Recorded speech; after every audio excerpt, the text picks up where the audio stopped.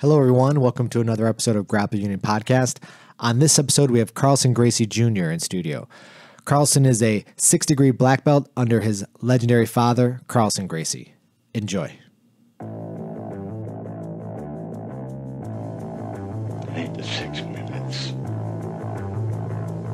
It's what happens in that 6 minutes. You told me using any technique that works. Never to limit myself to one style. Keep an open mind. We're not here just to take part. We're here to take over. In order to become more peaceful, in order for you to become better and strategize your life. All right, we're live. Carlson, do they call you Carlson?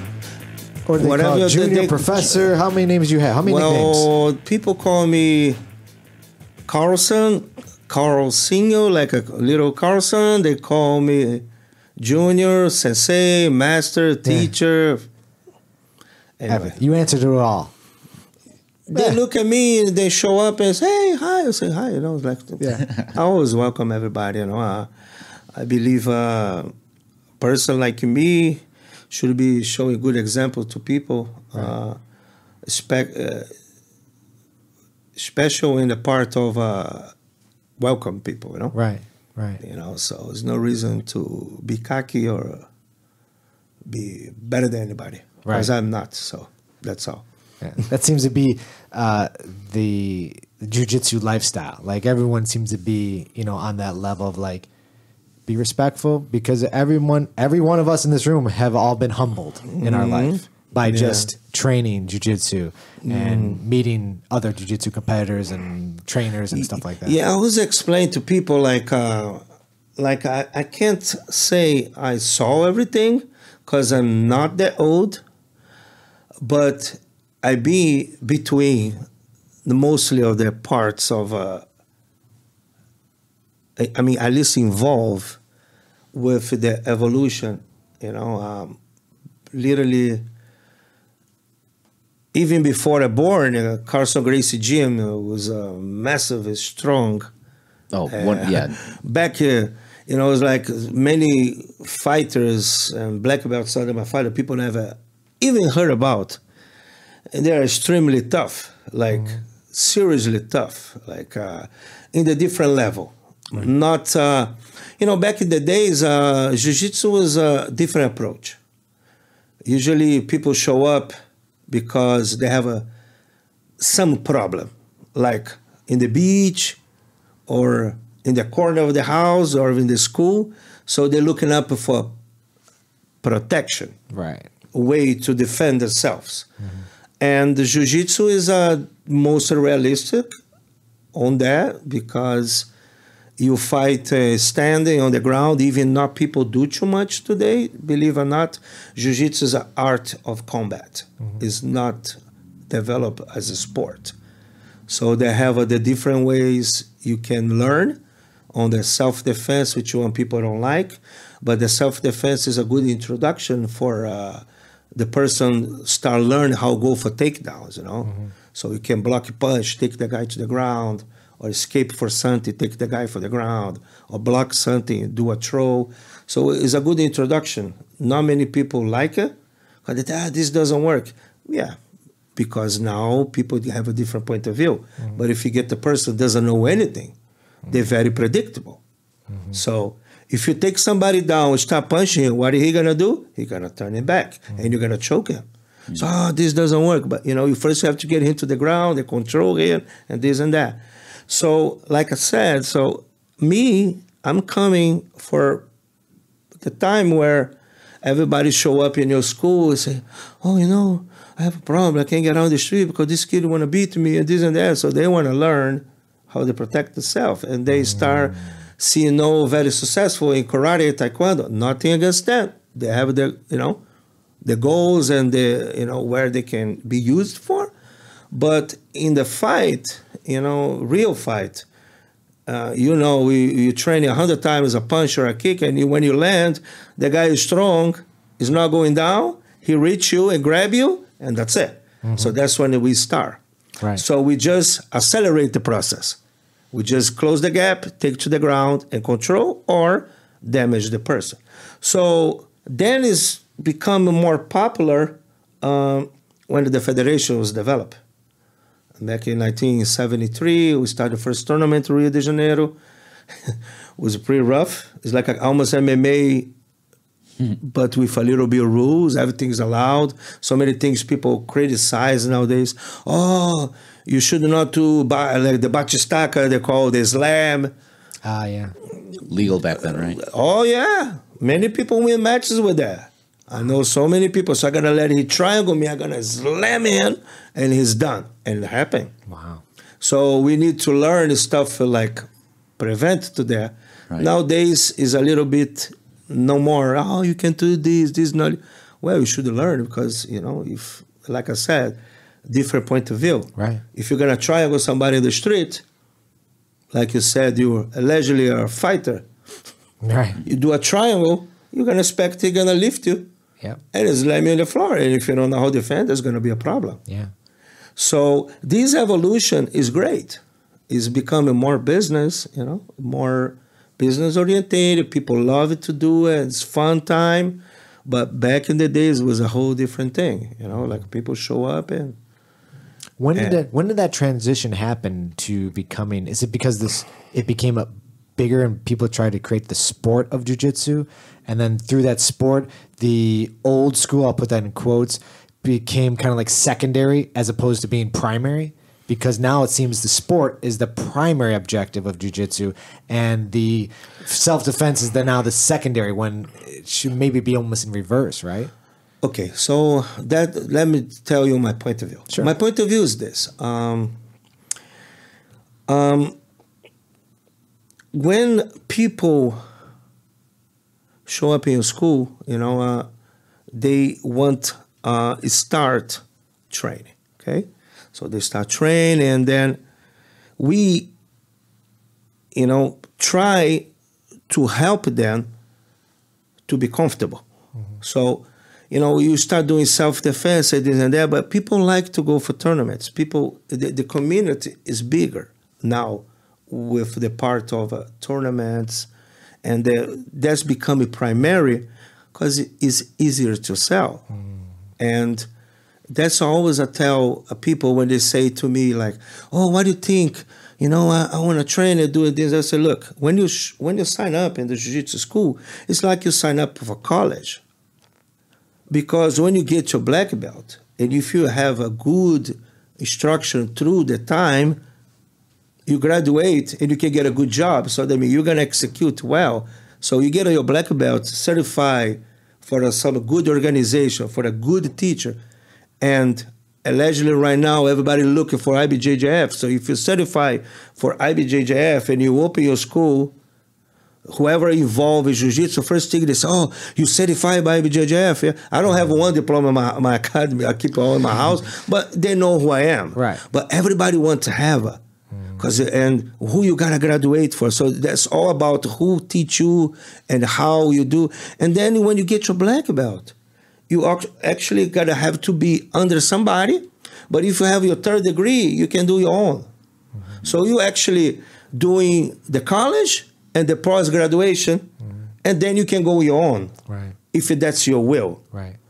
And nowadays they call the creontes. There has been, oh, you betray me. Well, I think that way too. I think you should stick around for whoever one day in life care about you. But everybody else, they want to do whatever they want, and it's hard to control. But it's easier to you actually establish a gym where you run a Brazilian Jiu-Jitsu school under some lineage or your own. It's easier to draft the students, and at the side you can teach a little bit of self-defense, right? Because people look for fitness. I think, I'm not sure about you guys, but if I have to go lift weight or do this or that, if it's not something competitive, I don't like it. If I have to do it my own, right? So the fact jiu-jitsu is a big challenge in all kinds of ways, mentally, physically. So, and spiritual, because You have to be strong to do it. It's easier to quit, but as soon as you pass that phase, you're not quit anymore. Right. So you become addiction, and worse than a drug. I tell you. So the people show up and must go say again, you hear again every day, and I think it's good, you know. Yeah. But that's what I say. You show up and then you sign up and you continue to train, you good instruction, you graduate. It's like you got your degree and then you go post-graduation and then you can go on. Mm-hmm. But this is much easier than you run a MMA school or mixed martial art, self-defense school. It's good. Self-defense is good, but has to be integrated of the sport too, you know? Yeah, I don't know. I mean, I took, in the 90s, I took Jeet Kune Do throughout the 90s. And actually, you know, we did start doing jiu-jitsu in like 94 in Chicago. And it was nice. That's my gi up on the wall from the early 90s. So I do remember it, but no one really, my instructor at the time, you know, show an arm bar, back, you know, choke, triangle. I think that was about it. I don't really remember, other than those three, there wasn't really a lot going on from our instructor. You know, like Jiu-Jitsu hit America back in 70s. Some of my uncles moved to here. Carlson Gracie living here for a while. Carly Gracie was the first Gracie to move and open a school. Yeah. Clark's father. Clark's father. He's a black belt under my father, you know, and he moved to America. He's start coming and end up here. So he been teaching and I would say showing the skills to people and then start developing, but he never really built up a big thing. And then when the Horion came and they started the UFC, and everybody, wow, what the hell is that thing, you know? So people went crazy. And, you know, this country, people very competitive. They like to be the best in everything, you know? And then they open their eyes and then start. And then I moved in here. I came for 2 months and I never left. They didn't let me leave. Was your father at the UFC, one of the first UFCs? Was he there? One of them, yeah. He was in there, right? He was in Charlotte. I think it was the third one. The third one. I think I remember seeing him in the train. In the train, coming to the cage. Yeah. You know, and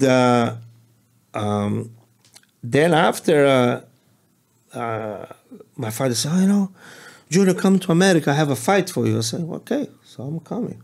Where is it? In 2 months. I said, okay, so I need to go. So last minute, they say, you know what, you don't want to stay here? I say, why? I said, I need a teacher. You have to stay here. I say, okay. So were you a black belt at that time? Yeah, I was over black. When you were training in Brazil? Yeah. Up until how old? Until my first degree black belt. Oh, wow. So who were you primarily training under in Brazil? I was training, that's the thing. You know, I have a son now, I understand why. So because when you were a kid, you know, I started with 2.5. Oh, Jesus. So it's a big process. Yeah. Because especially for father and son. You know, I did the first steps for my son. You know, I teach him a little bit of self-defense and how to respect the mats and this and that. But then when he start becoming more understanding, I have to step out. Because, you know, I'm not familiar if you guys have experience to teach kids. Yeah. You have to be rough in that.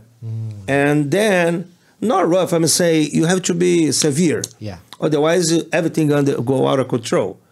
So sometimes, you know, try pushing my son to do better can, in his mind, think like I'm not positive for him. So I'd rather somebody else do it. Yeah. And then when he grow, I will take him back again. That sounds. He always starts, hey, Daddy, when are you going to start teaching me? Right. And I say, when you grow enough. Yes. Not yet. Yeah. So that's very wise. So that's what I went for my father. And then when I turned 16, I started training with one of the best students, my father, Carlson Cardozo. You know, I don't know if you guys ever heard of them. I've heard of him. So I trained with him for 1 year straight, like 6 hours a day with him, every day from 3 to 9 o'clock. So my training was helping him teach and spar every single person. He chooses me to spar, and he give me a little bit of objectives on the spar. So today you're gonna try do this. Today you're gonna work on this. So today you're gonna teach this.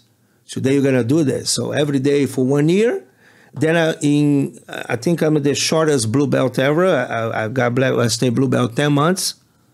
Then I went to purple. Before 17, I was already purple belt. Wow. Then, I turned 17, purple belt, and then I started teaching my own when I was 17. So then but before, from 13 to 16, I was teaching for my father. I was a first assistant of the kids class. So whoever show up, we teach how fall, side fall, front row, back row, teach basic self-defense, escape the mount, escape for the back, side control, immobilization, all the small things, very useful. People think about, what is your best position? My best position in Jiu-Jitsu, it is turning to my knees and grab the leg and put down. Everybody says, my arm lock. No, my best position is turn and not give you my back. That's my best position. I trained many years there. Hopefully still sharp. But, the simple things is important, and in Jiu-Jitsu to actually become a total thing. But everybody just look for the guard position nowadays. Yeah. So for 3 years with my father as a helper, then I trained 1 year with Cássio, and 17 years old I started my own class, and I work for my father too. Wow. For a few years. Then I opened my own gym, but everybody moved into my gym for my father to train with me, and then I get out to go back to my father, and everybody go back. So where are you going? So I'm going back. So you guys coming back with me. Yeah. So, but it was a good experience, And then when he called me to come work with him here, I said, oh no, again. So then I came. It was nice, good experience. And then I ended up moving to Chicago, and he followed me here. Yeah. He's following me here. So why Chicago?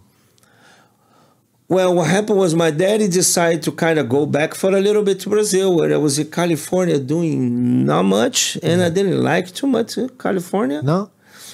I think people, I don't want to say that, but people, I feel like some people back then was a little bit snobby. And This is all in Los Angeles at the time? Yeah, Los Angeles area. I think Jiu-Jitsu started become a little bit popular, and people, I didn't like much So the Midwest. And then I came here and I suffered a little bit in the winters. And, a little bit. And then, people here nice, I like. And, I met Jeff New. That's what happened. I was in Miami. I was already going back to Brazil.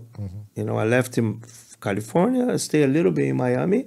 When I went to Miami, I was about to go home, and Kona, he say, hey. He called me the bald eagle, right? That's it. He say, why you don't stay a little bit? We extend your visa. And I say, okay, so we do that. So then we did. And then when I was almost finished, why you going home? And I said, I don't know, I need to go home. Because I was running the gym in Brazil.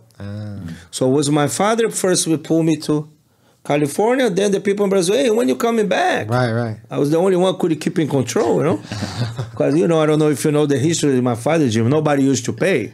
Oh, is that right? Yeah, I was the only one making them pay. Not even my father couldn't make them pay. No. I sit in the door and say, hey, man, you're here. You want money. You got to pay. So it was the mostly profitable time of the gym. When you were there. Yeah, when I was there in control for over a year. I was running. Yeah. It was everybody made good money. I left and said, when you coming back? And I say, I don't know. Why? What is that mentality? Like your father just... My father didn't care about money. Didn't care about money. That was it, huh? Didn't care about money. And I guess maybe because he never get paid for his fights. Okay. He fight, and my grandfather and Ilio get the whole money, and use it for the kids. And, you know, my father has 20 brothers. Ilio has 13 kids, so they are burning. And my daddy start fighting. Yeah. And then start working with my grandfather in Ilio, and they didn't want to pay him. So he used to not be the having money, person not having all the in money. charge, Right, you know? right. So everything was done for him because they wanted him be in the best shape and no stress. So he didn't have to worry about money. Nothing. Right. Okay. Yeah. Right. I was about to say, man, that's crazy. Like he was the champion of the family. I couldn't imagine him not getting paid. But I guess if get everything's paid. taken care of, Everything's it's taken care okay. of, right. Yeah. And then slowly he got married, and the first wife he has, and his need pay bills, and Now you need money. And then it started. Then my mom came. It was.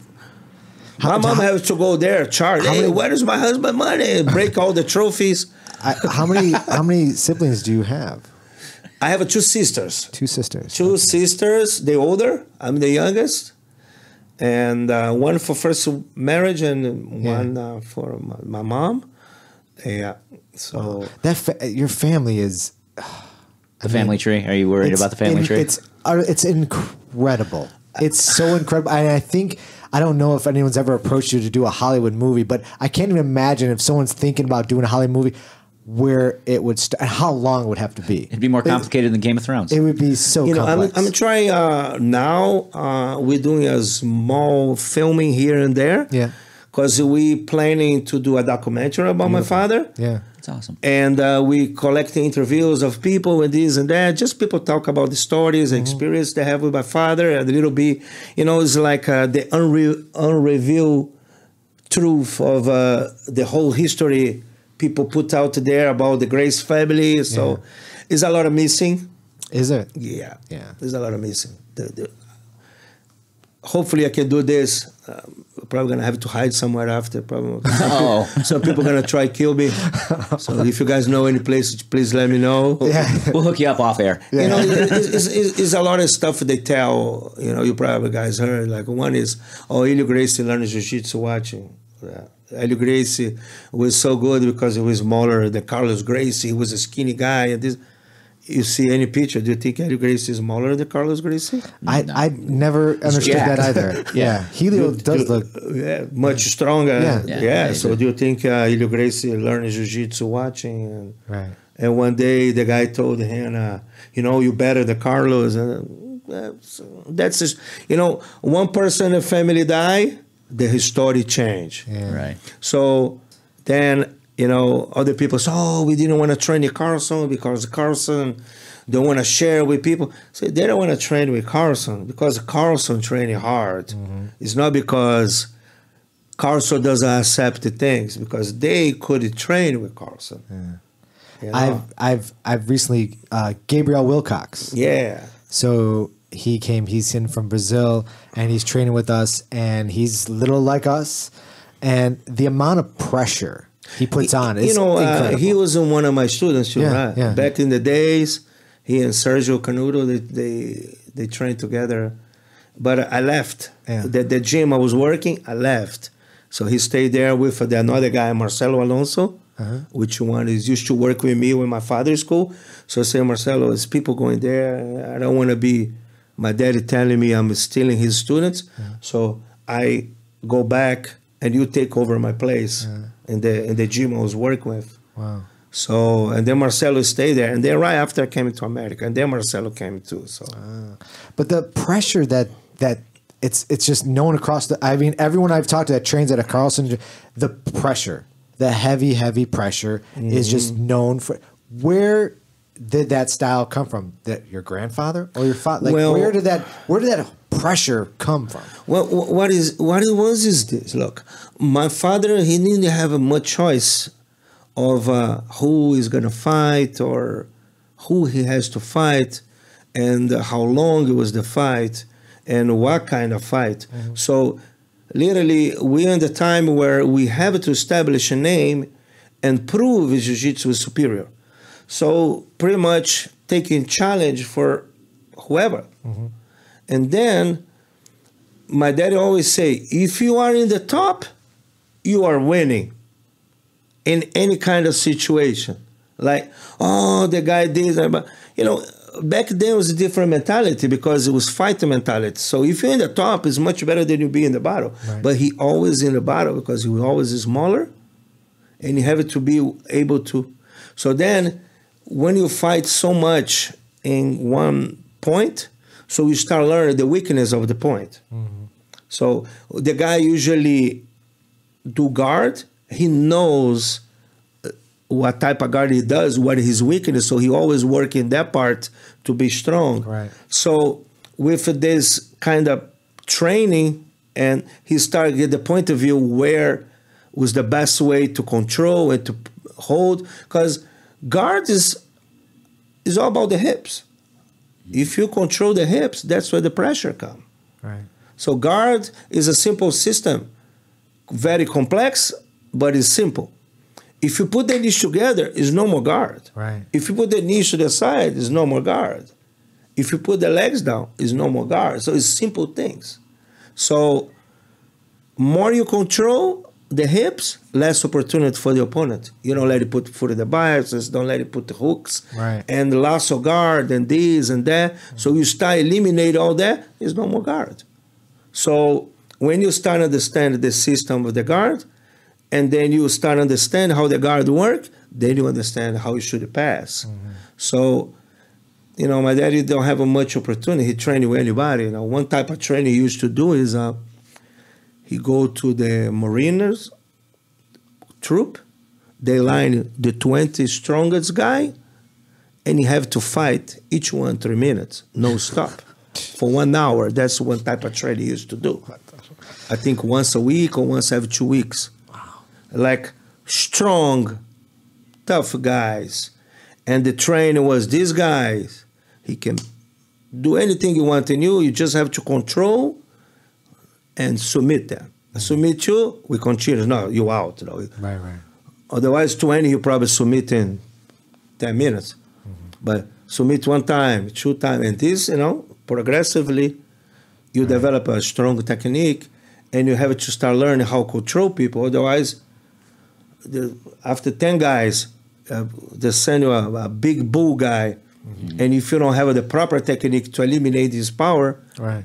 then Was there any, because your father was taught by his father? my Or father was how did that taught work? by Carlos, and Ilio training him. Okay. Ilio and my grandfather Yes. training my father. Right. But then Ilio stay more in the academy.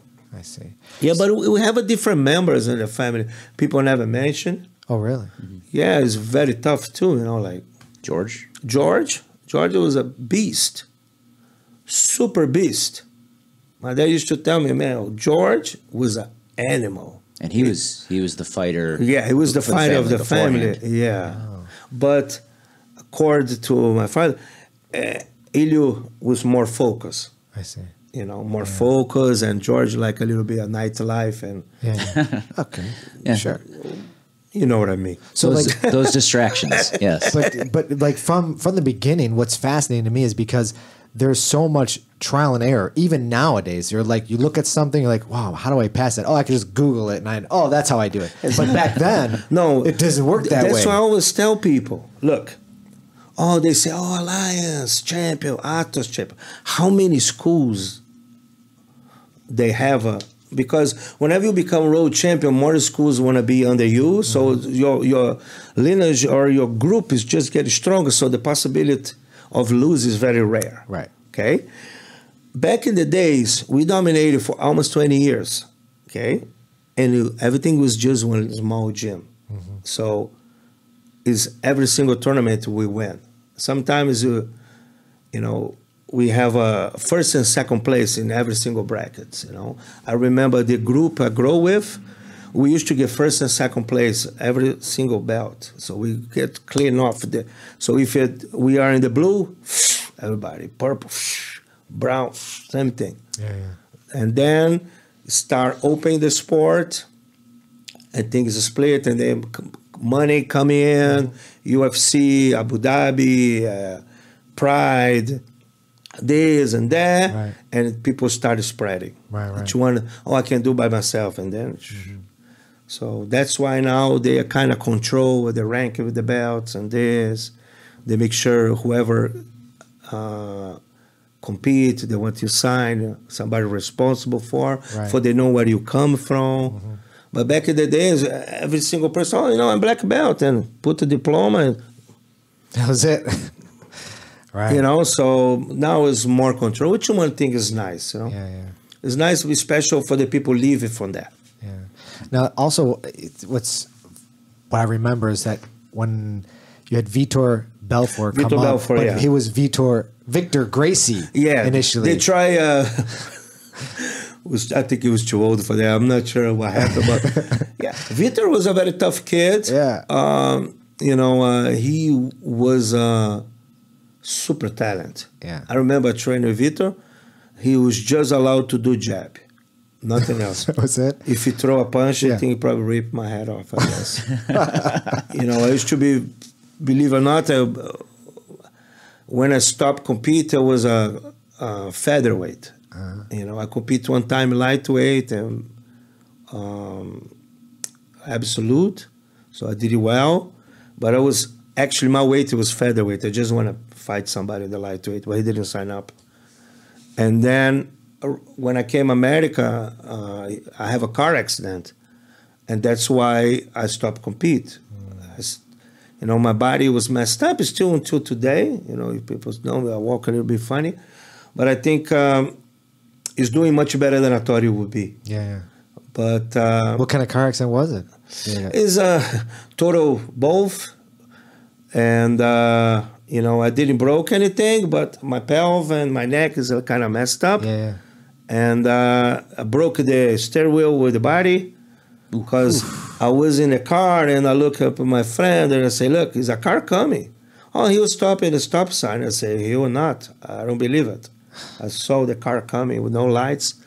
So I pull out my seat belt, move the head and put the foot on the wall, the window, on the door. Total both spin, broke everything. Wow. People in the hospital for the car was crashing us. 2 weeks life and death. My friends, they in the wheelchair all broke up, and I jump and walk.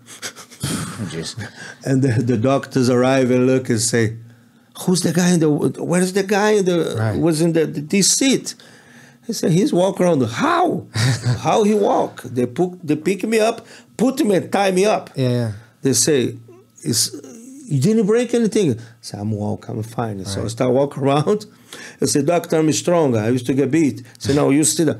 After half an hour, I said, everything hurt, the whole body. Yeah. And then I stayed 1 month in bed. I left the hospital with a wheelchair. I couldn't stand. I have called a press point on my pelvic bone, and bruises all over the ribs, and my neck I crank. Yeah. So once in a while I get a little bit of crisis, but I cannot move it too much. Wow. But how old were you? I was 26. Wow.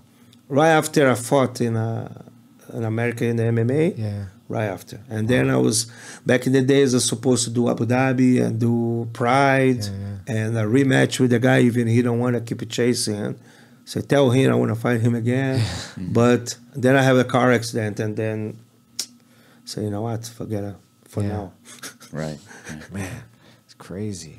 But but now sports become big. Yeah. Yeah, and you, you have competed since then. Right? I competed 3 years ago. Yeah. When my daddy 10 years anniversary of his passed away, and I thought, I say, look, I think we need to do something, in memory. So I contact all the people, my daddy has problems, the people just left in their own, the people we are friends. So I say, look, let's pick up our lineage. And in memory of my father, we all compete together.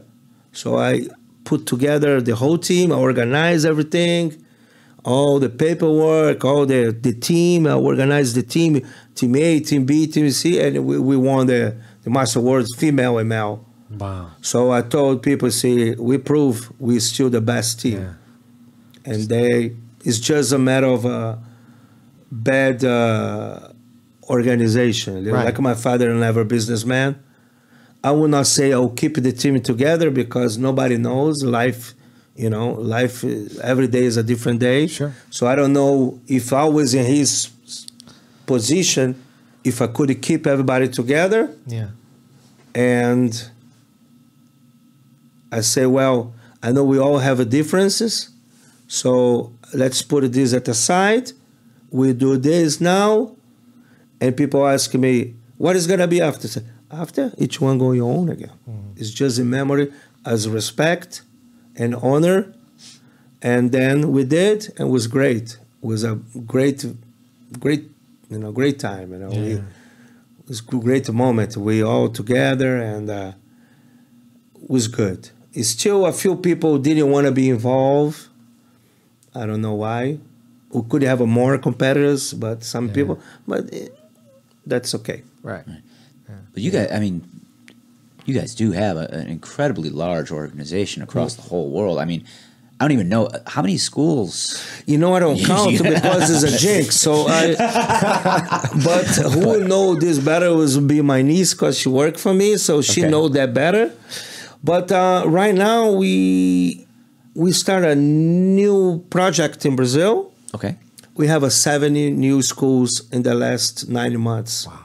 Oh, wow. Amazing. That's without count the social projects we're gonna start work with. Oh, really? Tell us a little bit about the social projects. Social projects is like, I don't know if you guys know, but that's the place that mostly create champions, Okay. Right. Back in Brazil. In the favelas. I mean, in the favelas, yeah. So we start giving a little bit of support, and we're looking up when everything build well, we can start use these social projects to help them to maybe get a better way in life. Yeah. And maybe, a good job in the future, maybe go to school or, it's very difficult in Brazil because people don't have money and it's very easy to go to the bad side, Yeah. Because it's right there. Right. You walk around and they're right beside you. More they try hide, is out there. You go, people selling drugs, people killing each other, and it's very easy because you don't have anything. So you go there, good or bad, you put a gun in your pants here, you look tough, and you think you have a power because they don't have idea what the world's about. Right. So you showing them a different way with training jiu-jitsu and his opportunity to become a professional fighter, or even like I said, you sign up in jiu-jitsu is a college, study. Yeah. So, even when you're a kid, you start and you go all the way up to the end, and so you continue. It's like me, I may say I'm a doctor now, but as many kids follow the same way. So I have some old students of my father. They have the same mentality of my father, so they don't looking up to make money in jiu-jitsu. So they just work in social projects. Yeah. And we actually getting together. But these ones is not in the 70 new schools. The 7 new schools is a different project. Different project. I see. Yeah. So we try to use this to help this. So is it all based in like Rio or different regions? Or? Mostly in Rio. Okay. And I think all over the world, people like to be together with some team where they, they have a history. Right. So I think us, we have a lot of history in that. My father was the one developed this because back in the days it used to be mostly private class. Mm-hmm. So my daddy has a problem with Ilio because my daddy like to teach. That's another thing people say, oh, Carlson, turn the back for the family. No, it's not that. They don't want to let my daddy teach. They causing, they don't pay my father. My father need to get paid. They always a problem with get paid, married, this, that. And beside that, Ilio couldn't accept his loss for Valdemar Santana, and my daddy beat Valdemar Santana. So my daddy always has problem because of that. So Ilio always in the top of my daddy of everything. Oh, you're doing wrong. You're doing this. Try putting him down. Yeah. So he decided, well, I'm doing everything here. I'm fighting for the family. I'm teaching. I'm doing this. I'm that. And it's not enough. So I was just going to do my own stuff, because, you come to my gym. I see you have a potential. So I want you to get better. Why I have to follow this program if I can't teach you more? That's what he was doing. And then it was the problem. And then my daddy said, okay, so I will open my own gym and I prove to you my style and my teaching and my students will be better than yours. And that's his main thing. So he didn't care if you pay him or not. If you have a heart and you could defend his flag, you were his team. Yeah. So I would say 90% of the students not paying. So I don't know how that's. Is it also true? I heard a rumor. I don't know if this is true, that your father liked to be surrounded by big guys. Yeah, he liked to. Is that he say, I got we have a very, but that's the thing. Our lightweight team was super tough. Yeah, super tough because we survived with the big guys. Huh? Yeah, right. Oh yeah, but big guys. I don't know what is his mentality. I think like everybody think the heavyweight is the best one, right? Right, of course. So, so I think he want to have a strong guy. He was a big guy, right? No, my daddy was the heaviest he was when he fight 165. Oh, he wasn't. No big guy at all. How tall was he? 5'10". Okay. Yeah, big compared to you and me. Big compared to us, for sure. But not like a heavyweight. No, he wasn't never heavyweight. Oh, okay. Wow. All right.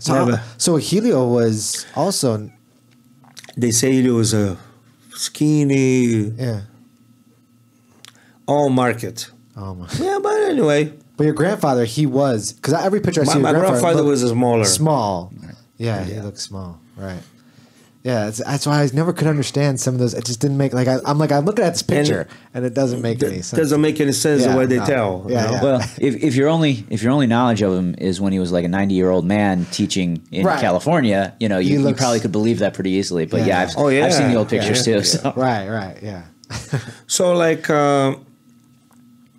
my father goal was prove he has the best team. That's the only thing he care about. Yeah. Satisfy him. So, and then when he passed, I had to get the business all broken apart. You got it all broken? All broken apart, because people left. We once when he separated with the people, went for top team. These guys left. My daddy was in the United States that moment, and they left and took all the black belts because they are the ones staying in my father's school. They all left, and they look around, they went too. So it was around the 50 black belts. I'm talking about top shelf black belts, like whatever you see nowadays, road champions, like that. So now we re-instructor everything, So take a long time. I bet. A long time, because now it's too many options. And when your team not in the top, people don't looking up to stay with you too much. They want to stay what is popular.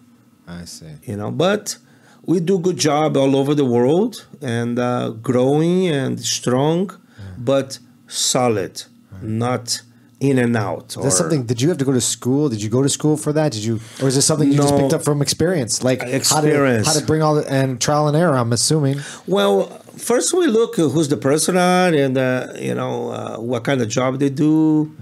I don't know if you guys see me, but I travel all over the world. All over the world. I've seen your Instagram. It's incredible. But what it is, I don't even post 1/10 what I do because I don't want people to think I'm out there doing nothing. So I just put a little bit. But the reason I go is because I would like to know who the person under me. Yeah.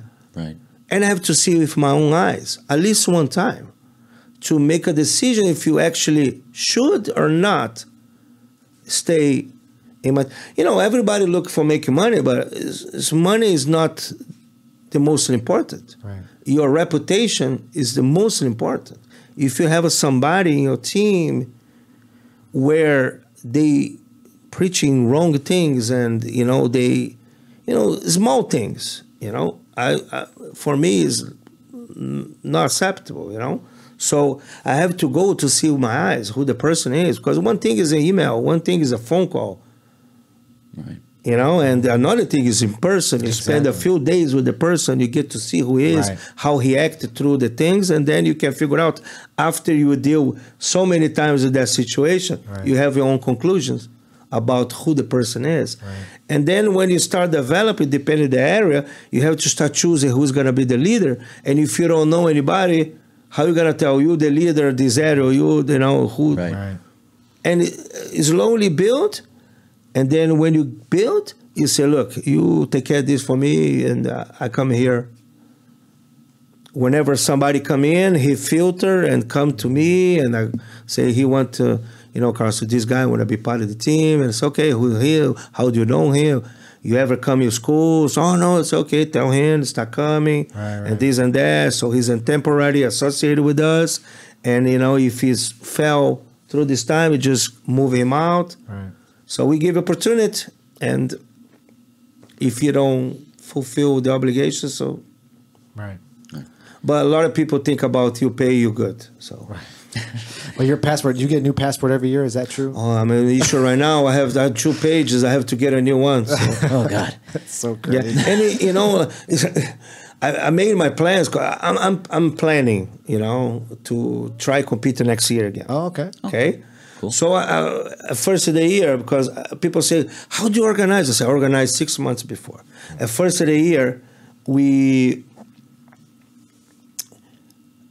I say, well, I'm going to travel these months here, and then I come back, and through the summer, which one is the best time of the year for my body, I'm going to bring a bunch of people to come in, because my wife always go to Japan in the summer, so I extend her time in Japan with my son for like 2 months, because I can stay, I don't have to worry about them, because they're already there, and train, and people come. Right. But then,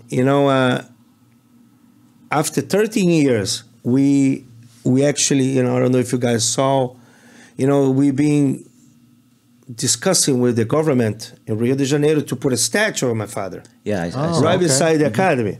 Oh, nice. So through 13 years discussing, they say, oh, the city don't have money, and you have to talk to this guy and this guy and this guy. So we say, you know what? We just need you guys approve, and we do pay for the statue. So then we do a fundraiser in Brazil and a fundraiser here. People donate. We got the money. But now I went in March to sign the papers, and now I have to go. I'm leaving Sunday. I have to go to Brazil to pay the guys. And then I have to go back in August to the opening of the statue. Dedicate it. Right. But, whenever you do something with government, involve politicians. Yeah. So I have to spend a little bit time. So my plans just kind of went off. But it's okay. It's for good reason. So Right. So the statue, is he gonna have his hand extended? yeah, to his hand Carlson? like this Yeah. for the handshake. So Yeah, yeah, that's I a gotta good know, because every time I go to a lot of people, Why the handshake? Yeah, why the handshake? Because you What's put the story? pressure when you grip. Put the pressure. Like pressure. So, because they say we put the pressure. So they say that they have the same handshake and skate. I'm not sure. Okay, yeah, But that's long time ago. We want to be different of the other people. Huh? right. Yeah, I mean, That's I guess I'm kind of honored sometimes when people forget that I'm not. because sometimes they shake your hand, they put the pressure on your hand, it hurt. But if it's between your fingers, You and can't crush it down. It's hurt more. Because I hurt my pinky recently, and every time someone goes shake my hand, I have to adjust. I have to grab their hand. Don't squeeze just my pinky, please. Become a lefty for the time being. So Exactly. the thing was like across the fingers, I'm gonna crack all your bones. Like, Hey, it works. It works. That's the mentality, But I said, it's okay. You know? Outside of all the jujitsu and the flying, what is it what do you enjoy doing outside, or is it just jujitsu? It can't be all jujitsu. You know, like people say I have friends in all kind of ways. Yeah. Well, you know, I like to find the time to do stuff. Like, believe it or not, I wake up every day. I go work out in the morning. My wife usually asks, because in my building they're serving coffee. She look at me, when you want your coffee, you know? And I say, because she go downstairs because she loves coffee, so she'll bring it for me because it don't be cold. Yeah. Sometimes I look at her and say, you know, half an hour, sometimes 1 hour, sometimes 10 minutes. So it depends the day. That's why I always tell people, you go to jiu-jitsu school, you get motivated because other people push you. Right. So sometimes I go downstairs, I look at it, and I say, I go back home. But I like to play sports. Yeah. Even I don't have a time for. You know, believe it or not, I was a volleyball champion. Volleyball? Soccer champion. Wow. I was to play soccer well. Yeah. My team, you know, I played middle field. I was okay. Volleyball, I have to quit volleyball because I couldn't spike. I couldn't spike either. Yeah, so I had to quit. I had a good jump serve, but I can't reach the net. Then I started to do bodyboarder because I didn't have time to learn how to surf. It was too boring. Surfing, I did many things. Yeah. But now what I like to enjoy do is I like to go different gyms and see, you know, even if they're not under my lineage, I like to figure out and understand how they design the gym, Sure. Look, you know, the different way they teach. You know, I think if you start close your mind about learn, you know, it's not because I'm doing jiu-jitsu for 47 years, I'm doing the right thing.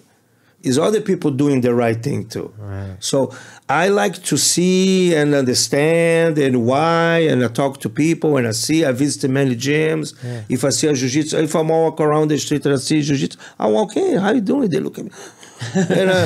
And sometimes they don't know who I am. I would show up in a gym one time for training, and you know, the guy looked at me, and I pay. When I was gonna pay, and I give him my ID for he fill up he look, oh, no. Can you teach? And I say, okay, so I will teach. You know, but I like to go different academies, put my gi and follow the class, sure, and look what they do, why they teach. You know, it's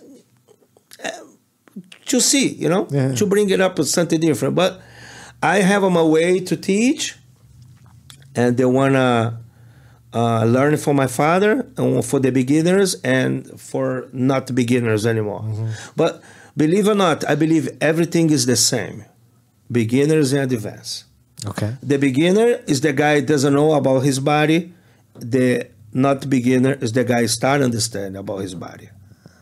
Because jiu-jitsu is nothing else about body movements, right, and coordination. Right. So you're born, you don't know how to brush your teeth, but through the time you learn and you learn. Same thing of anything else. You not know how to do this, but you slowly learn about how you do it. So that means you start understanding how your body used to be used to do that. It's the same thing in jiu-jitsu. So some people has a harder time to learn, so you have to be a little bit patient. Right. You know, when I came to America, I didn't speak English. I have a guys, took me 5 classes to learn the first choke. And they look at me, how you have the patience? I already have words, believe me. So this is nothing for me, you know? So, I mean, the importance of the teacher, it is be patient enough to help people. Because, you know, I don't know if you guys teach or how much you teach. Yeah. Some days you teach something, I don't know why, nobody learning anything. So after a while, I started to understand, like, well, these type of moves has to be done on a special day. So I teach, who say to me, like, what do you teach? I say, I teach something simple. It's basic, I'm not sure. It's just part of the game. Mm-hmm. Simple for who? For me and for you. Because I like to teach. You know, if I'm in academy, I would like to be there. I'm looking. Sometimes I'm not there, but I'm looking. And believe it or not, some of my instructors, we discuss a little bit, you know, development of the students. But I have my way. My way has to be simple for me and for you, special. Right. So if I have to teach every day for the rest of my life, I want to make sure my life is easy, like everybody else try to have a life easy. Life easy is if you can work and not have too much stress. Right. So if I go teach, and I teach a class at 5 o'clock, and I run my brains out, when it comes to the 6 o'clock class, I look at and then the 7, so that means that your whole day is bad. Right. So I want to teach something I'm sure you will learn. Right. And then when you become good at the simple things, you're going to say, Master, I saw this move, and then we can discuss. Mm-hmm. But if I try bring it to you, everything is so difficult, you may say that's not for me. Mm-hmm. So I like to teach the guys how open the guard, how switch mobilization, how mobilization go mount position, how control the back, the important things, you know? That's the important things. A submission, you need to get control. If you can't control, you can't submit. Right. If you don't know how to open the guard, why you gotta learn leg drag and this and that? Mm-hmm. I tell the guys, you can't open the guard. How you wanna learn that? So I teach the key points for you be able to fight. If you can't get out the mount, you're dead. If you can't get out the back, you're dead. If you can open the guard, you're dead. And if you can get out the side control, you're dead. Mm-hmm. You're stuck. That's it. Correct? Correct. There's 4 important points. If you don't know any of this, believe me or not, you're in trouble. Right. I close my guard, you can open. What's going to happen? You're going to get swept or submit, or we're going to stay here forever. Right. That's right. If you can't get out the mount, I'm going to submit you, or you're going to stay here forever. Right. If you can't get out the back, I'm going to submit you, or you're going to stay here forever. Same thing in the side control. Yeah. That's it. Simple. Simplified. So that's the things I like to teach. Yeah. And that's the thing, like people say, like, oh, people call me. I don't even have a time. Like now, at the first year, I book everything through the first semester to be free in the second. Right. But how I got everything in the middle, everything pushed to the end, so I don't have no time until next year. Yeah. Because people interested to learn that kind of stuff. The stuff where they need that. Mm-hmm. You see, you go to the road championship, nobody close guard. They sit down, pull, and mm-hmm. The first one close the guard and has a good attack and they close the guard, everybody in trouble. Because they're not used to the environment, you know? Right. Everybody now looking up for the birimbolo, for the 50-50, right. for the lapel guard. Mm-hmm. They're very good. Mm-hmm. But for competitors, mm-hmm. if you don't want to be a competitor, why you need a lapel guard? Right. You're not even going to have a lapel. Yeah, no guarantee what the guy is wearing, right? Yeah. You're not berimboloing on the street. You know, jiu-jitsu, that's people say jiu-jitsu is for everybody. It's for everybody. But it's a different level if you want to be a competitor. Right. Then it's a whole thing different. Then you have to study the system and you have to learn how well. Right. And the rule set. Right. If you don't know well the rules, many guys, you know, win, maybe it's not the best. It's just the best physical condition and the best, you know, strategy. Because a lot of people win by advantage. But if they submit everybody, then it's a whole different thing. That's whole different. Yeah. Right. Yeah. Oh, he won, road champion. He won every match for a true advantage. Oh, nice. Yeah. Wow, right. Good. Yeah, I feel like that's a... What is the advantage? That's what I always think. You know, the driver here, I was talking to the lady. I don't think she knows much about jiu-jitsu. No. Yeah, no, I was talking to her. She seems like... So, and then people run these shows like Fight to Win. Yeah. Submission only. Mm-hmm. I don't know what your guys' point of view of, but my point of view of, if you're not submit, it should be a draw. Yeah. how you can manage, how you can evaluate. You know, maybe I have a double joint and I have a technique as if you go to my arm, I try pass your guard.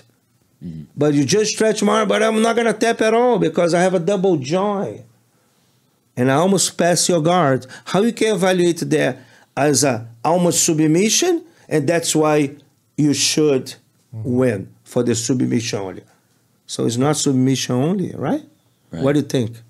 No, we've actually discussed a lot of the various rule sets quite a bit.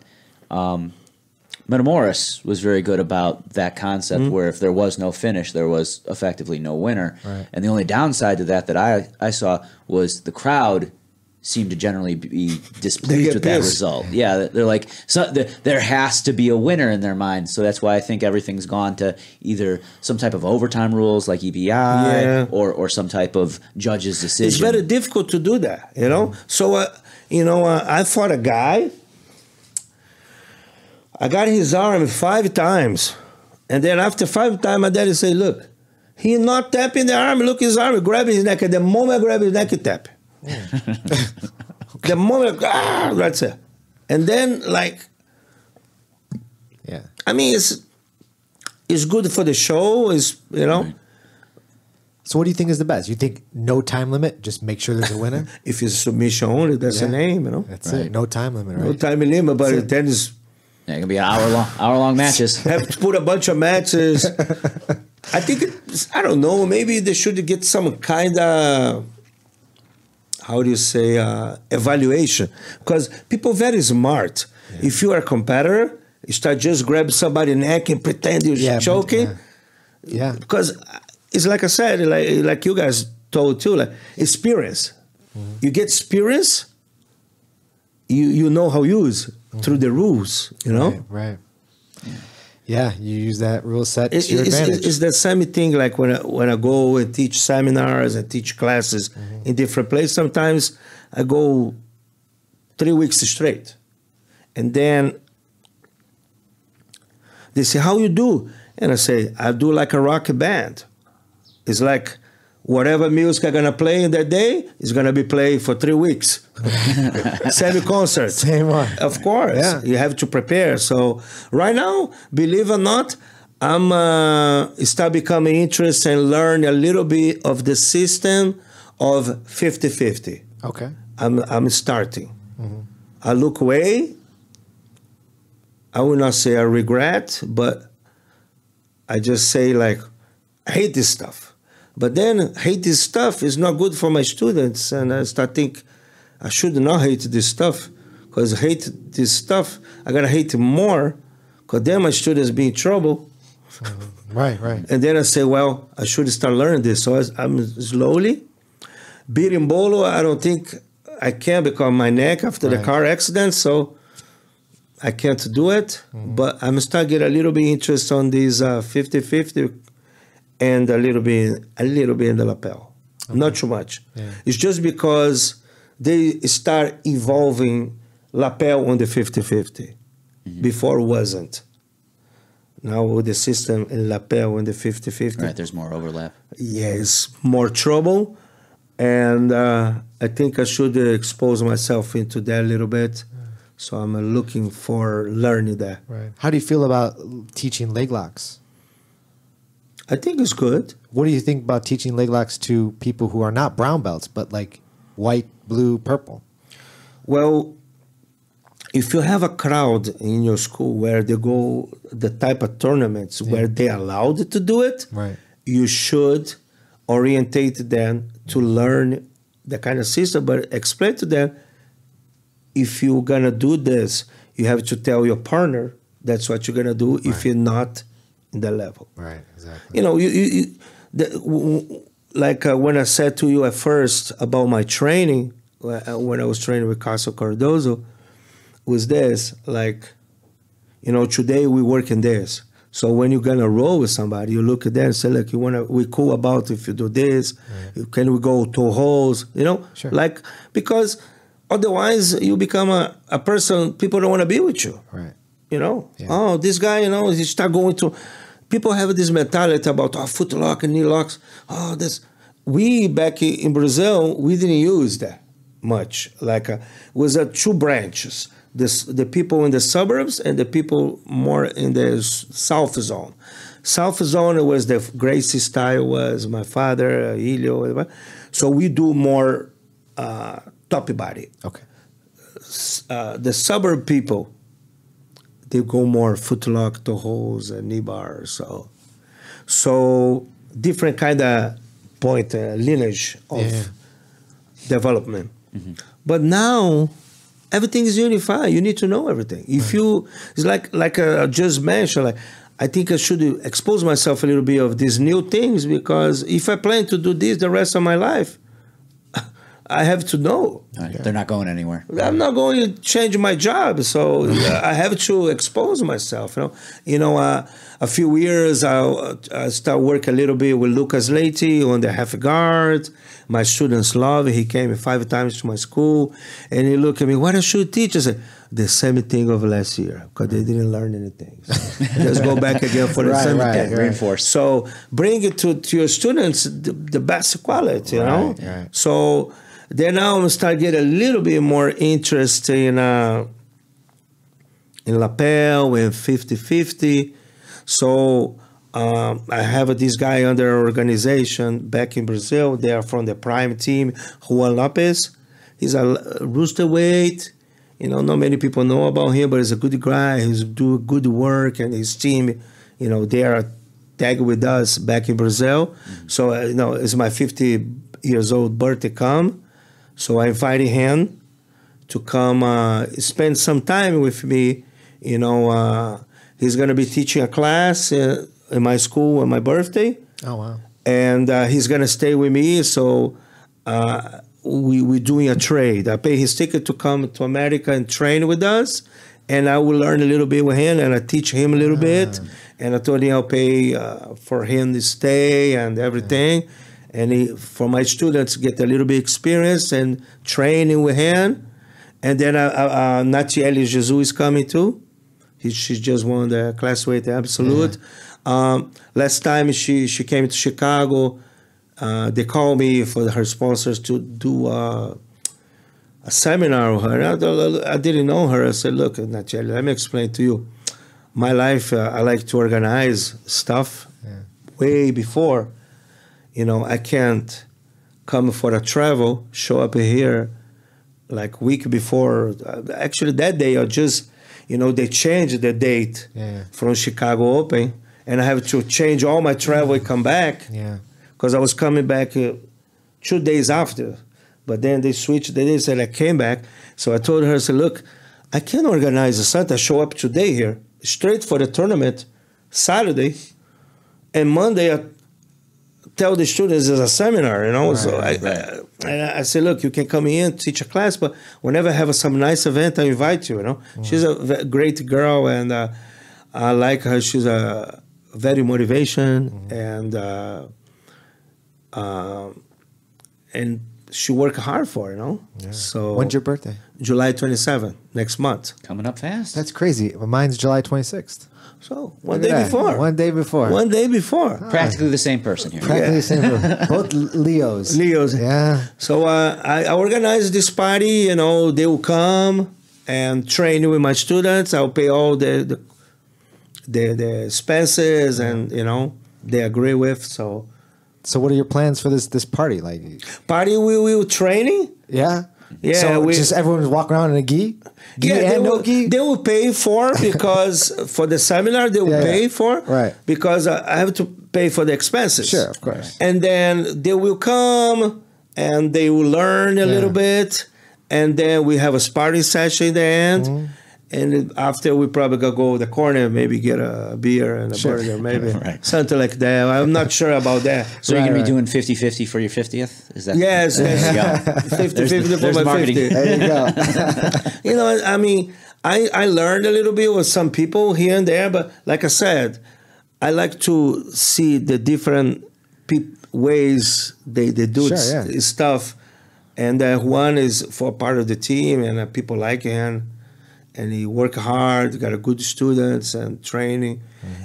And I said, well, I think it should come training. And then I get opportunity to learn too, teach him something. And then come the girl has different kind of game. She used to train back in Brazil, some of the academy of some friends of mine. So it's gonna be a good party. I think the girls be happy, the guys be happy. Right. So I'm happy, everybody happy. So it's all good. That's it. You know, people say you should play in a big party. I say let's play in a jiu-jitsu party is better. That's it. Yeah. Plus, you're probably better at planning that than normal. Everybody do. It's 1 week before the Chicago Open. So Oh, is it? Yeah. Chicago Open's early August? Yeah, early yeah, it August. is. Oh, I didn't see that yet. Okay. Yeah, they change everything. Yeah, now. what? Yeah, It's too many events. So Too many. events. Yeah. So many. They got it now. The calendar just. I'm still figuring out if I'm going to do the Open or not because I got Masters Worlds is In the end of the month. same Yeah, month. month, Yeah. yeah. So like that's what I'm gearing up for. And they're like, there's like a part of me that's like, oh well, this would be like a good tune-up warm-up right before it. But then there's the other part of me was like, but if I get hurt at the Open or something like that, You're not that young anymore, right? Yeah, exactly. Like like it's no big deal when I have like two tournaments that are close by physically, but like I a gotta fly all the way to master- Vegas and got all the plans and everything made. That's the medal everybody wants. Yeah, definitely. Yeah, that one. You know, I went there 3 years ago, and people say, "Oh, you did any special preparations?" I just did what I could, Right. what my body permit, Right. And I say, "What do you think is gonna happen?" I say, "I think I gotta get my ass kicked." All these guys, they're too tough. they train too hard. Yeah. You know? What degree are you now? I'm 6 degrees. 6th degree. So I did good. You know, people say, "Yeah, you choke out the guy for Baja," because we used to have a big beef back in Brazil. Yeah. I choked the guy for Baja, but the other guy was too tough. Yeah. You know, he's from Ribeiro school. Oh my God, he almost broke my leg standing up. You know, he's too strong. Did you do judo in Brazil? Yeah, Oh, yeah. but you know what happened was he pulled me down. When I went up, he just stopped pushing me. I said, "Man, this guy is strong." And next thing I know, he grabbed my leg and stopped pressing. I said, "Man, I think he's almost breaking." He's tried taking me down, but he did. But he almost broke my leg. And I said, "Man, I'm not here for that, man. Let me sit down here." I said, "Okay, 2 points." So Thank you, 2 points. not that serious. I'm not that serious. I'm just here for, I would say, a commemoration, like for my father's past and the family. I'm not going to broke my leg, I injured my ribs before. And in the middle of the match, they go put it down the hook in the half. I say, hell no, man. If you almost broke my leg stand up, imagine if you put the elbow in my ribs. Right. So I'm not even going to be able to lift the trophy if you win. Right. I'm like, He probably recognized you and was like, "Oh God, I gotta get my best performance ever here, or I won't survive." I think he was very respectful, and You know, give you a good fight. my main goal was motivated the team, united everybody for the back. Whoever want to be together, honor my father's name, of course. For me, it was good because I actually focused for something, training, and got so many people from back days together helping me and motivate many of my students to pull out the gis and start training when I announced I was going for. Many of my students, they are not even doing jiu-jitsu anymore. Oh, no? Now they train on regular basis. They're actually working with jiu-jitsu just because of that. Right. Wow. He said, "No, you give me a new hope, a new change of my mind." So I start training again. I have my job and I teach jiu-jitsu. I'm training. So my idea was not win the tournament as a person. Right. Of course, people say, "Oh, BS." No, but my goal was get, at the point where people say, "Well, I can do it too." Right. I lost 44 pounds. Oh, wow. Yeah. Wow. I lose so much weight.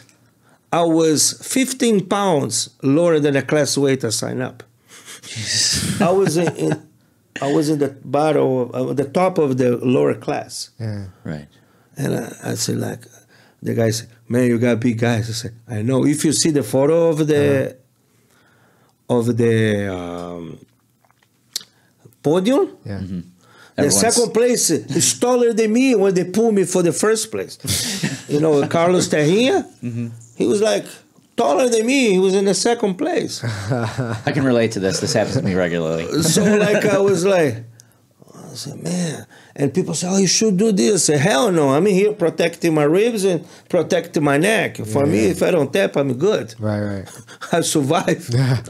But I couldn't get the guy out of me. No. And I say, I pushed him 3 times. I say, I gotta have to open here to Right. gotta break my ribs. No. You know, Javier and I were talking before you got here, and one thing that he mentioned, we were all rolling at Open Mat last week, and you know, he was rolling with Gabriel, who's 4th, 5th degree black belt, and he's a good guy too. Very good guy.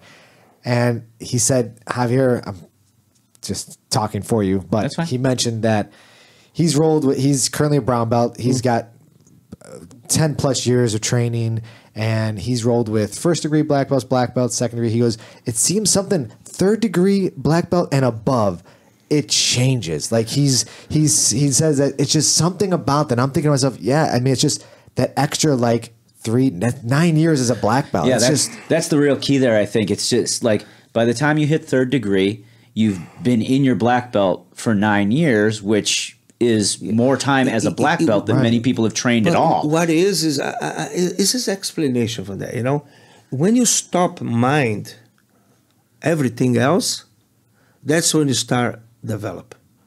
So when you start not to worry about somebody else beat you or this or oh he passed my guard, oh he got my back. When you start not to worry about these things, that's when you start getting better. Because everybody else, like when you get the black belt, you start like, oh, you know, I can't lose. I just got my black belt. And then, you know, you still have the pumping up. But after a few years of challenge yourself, you start to understand it's nothing changed. You know, people say, what is to be 6th degree? It mean you old.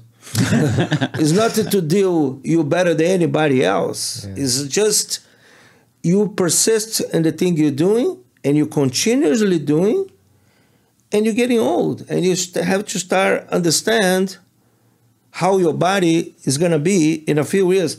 I now think like, you know, I never broke any of my bone. I never have a pop arm. I never pop foot because I always tap. Because I learned that when I was young. Yeah. You know? Right. First thing you have to understand is Jiu-Jitsu. That's for all you guys there. You gotta tap. Because you break or you sleep. Right. You're not gonna be better than anybody because you didn't tap. Oh, I broke my arm. Oh, you know, but I continue. That's stupid. Right. If you're in the final of the World Championship, I would say yes. You know, like Jacare did with Roger. Right. Yeah. That's understanding. But in the academy, and all the thing that people compete in the academy, oh, you know, I beat that guy. You don't even know what he was thinking. Right. You don't even know what he was planning. Right.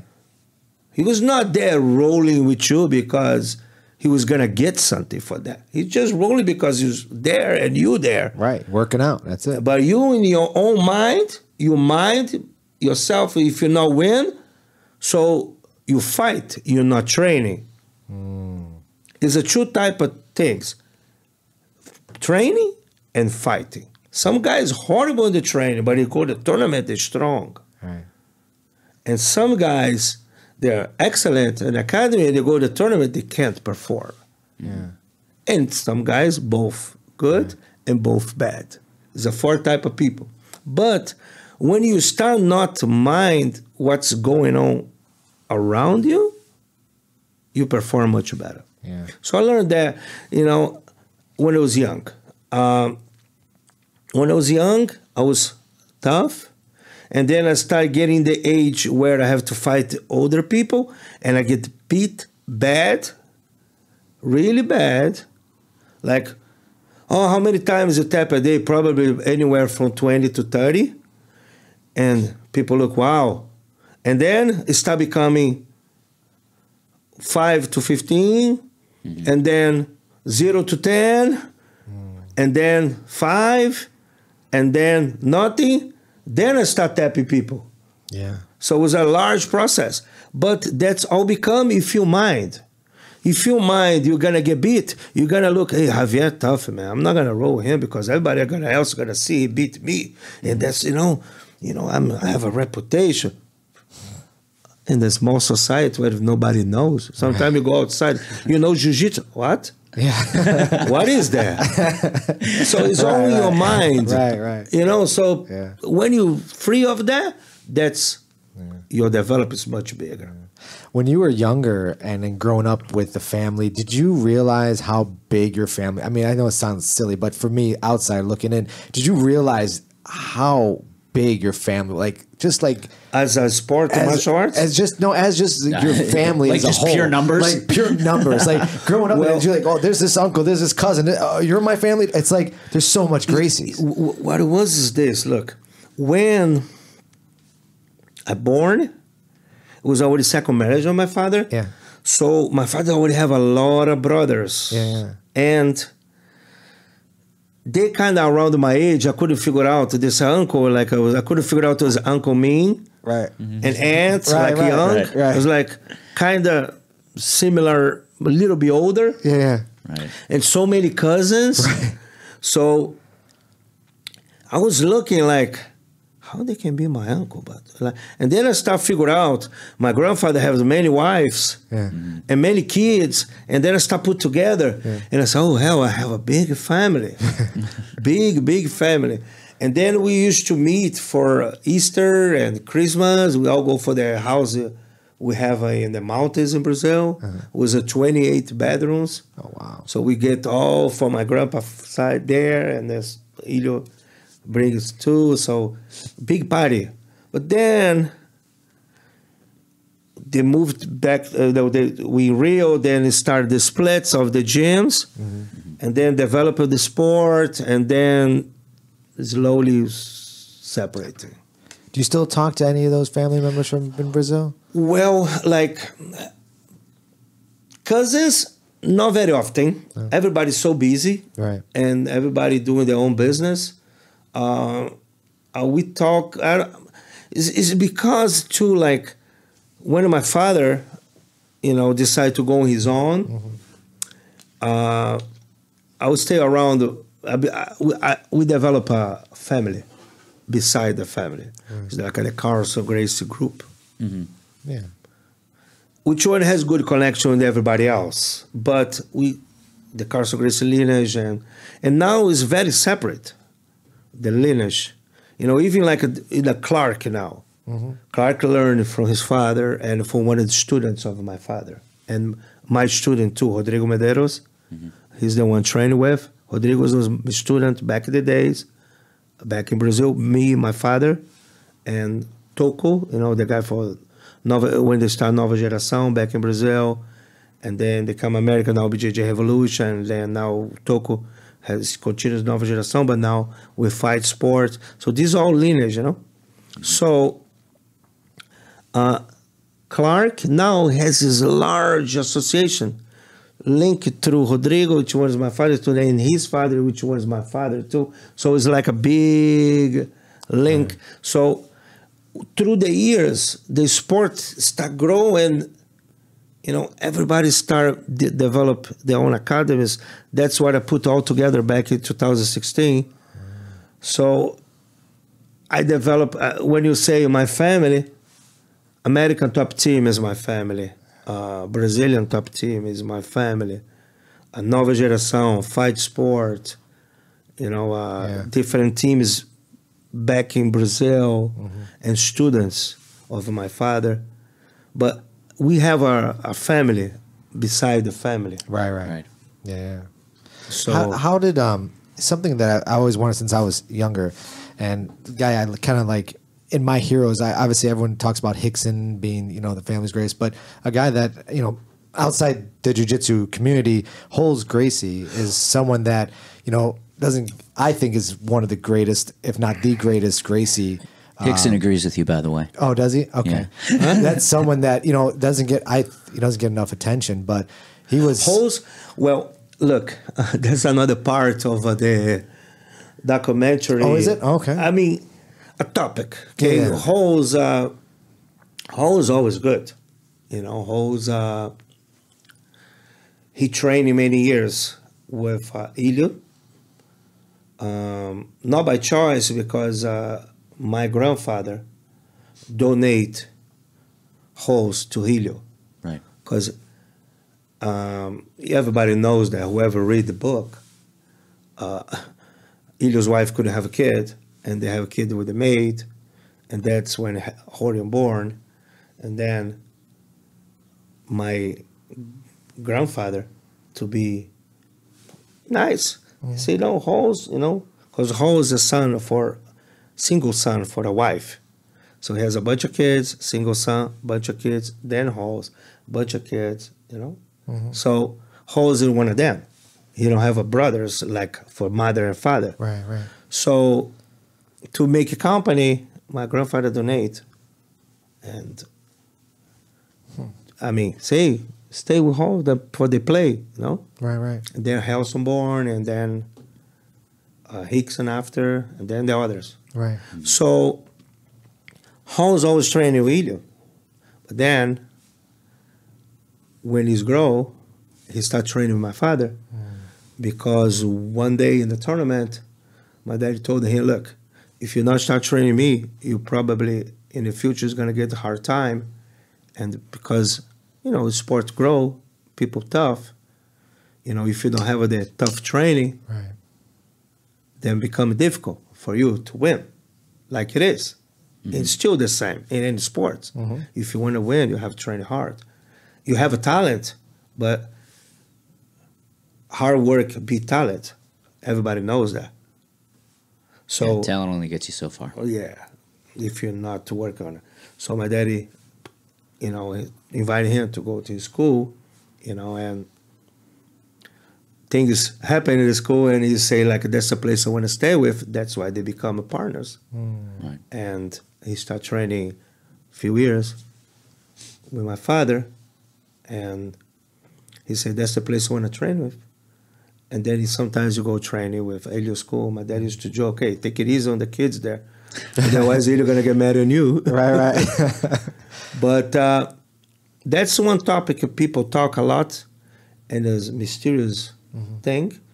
And people, whoever, after my father, my grandpa died, the story changed. Then my daddy died, story start changing. After Helio died too, my father, then Helio, the story start change. Everybody allegedly under Holes, training under Holes, and Holes is the best. And you can see in documentaries, I don't know who use the names, but if you go out there, everybody now say, oh, I'm under Holes, but nobody tell Holes history, who he trained, where this and that. So who from the past, they know. Right. They know how Hall's become a tough guy, Right. So, but nobody give credit for, and they just use the name because, like your hero. Right. So they use that as a platform for propaganda and advertisement, trade on the hand and this and that. Right. Even many people, like they do the same with my father, they claim to be black belt on the halls. Did he have black belts? Yeah, I have he a did? few. Okay. I can claim too because I train with him too. So what else? I train with the two of the best. So I'm bigger than anybody else, right? But use that as a propaganda. I trained Carlson and Halls, and I did. Yeah. And I did. My fighting Halls, my father and Halls, they used to fight, real fight for who gonna train me. So That happened. Many times my daddy opened the door because they are working in the same gym. Yeah. There was a 3-floor building. Okay. So we used to have 2 small rooms on the 2nd floor and a big room on the 3rd floor.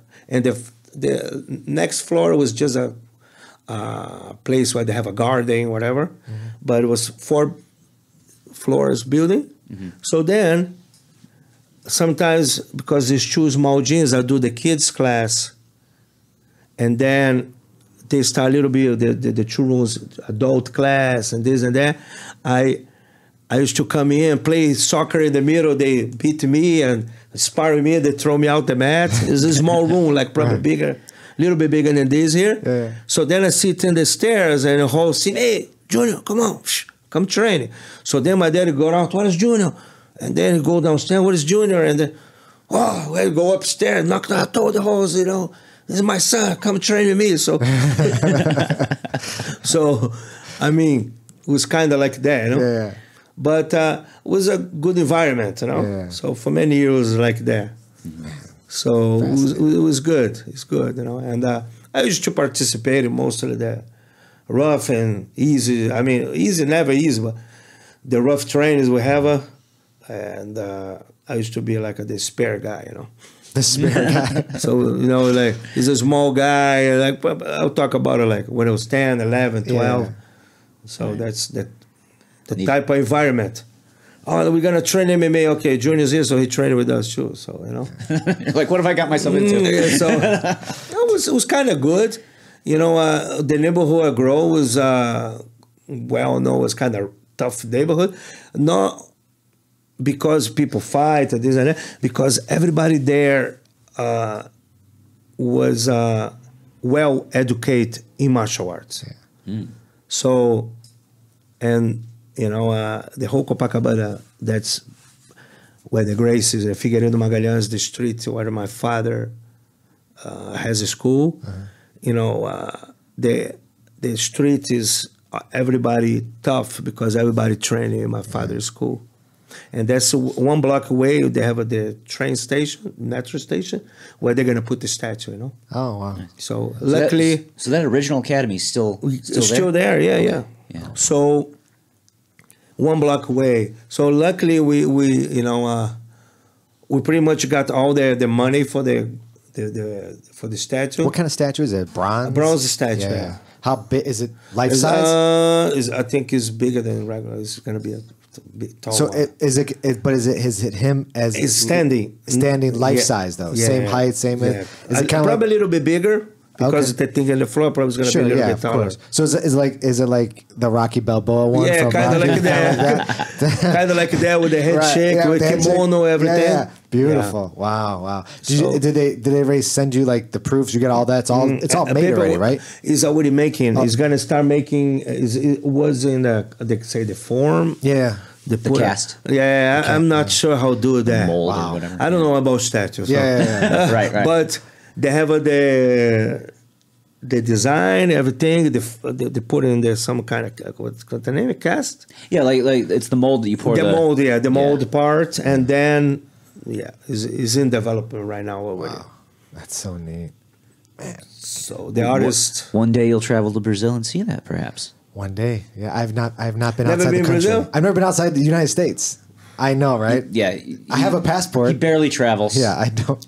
Well, that's not fair. You do travel for like snowboarding. and Snowboarding, I'll stuff. travel Yeah. for sure. Yeah. Yeah, that's one thing I want to try to do. But Snowboarding? I'm scared to twist my knee, so It's not the foot. you know.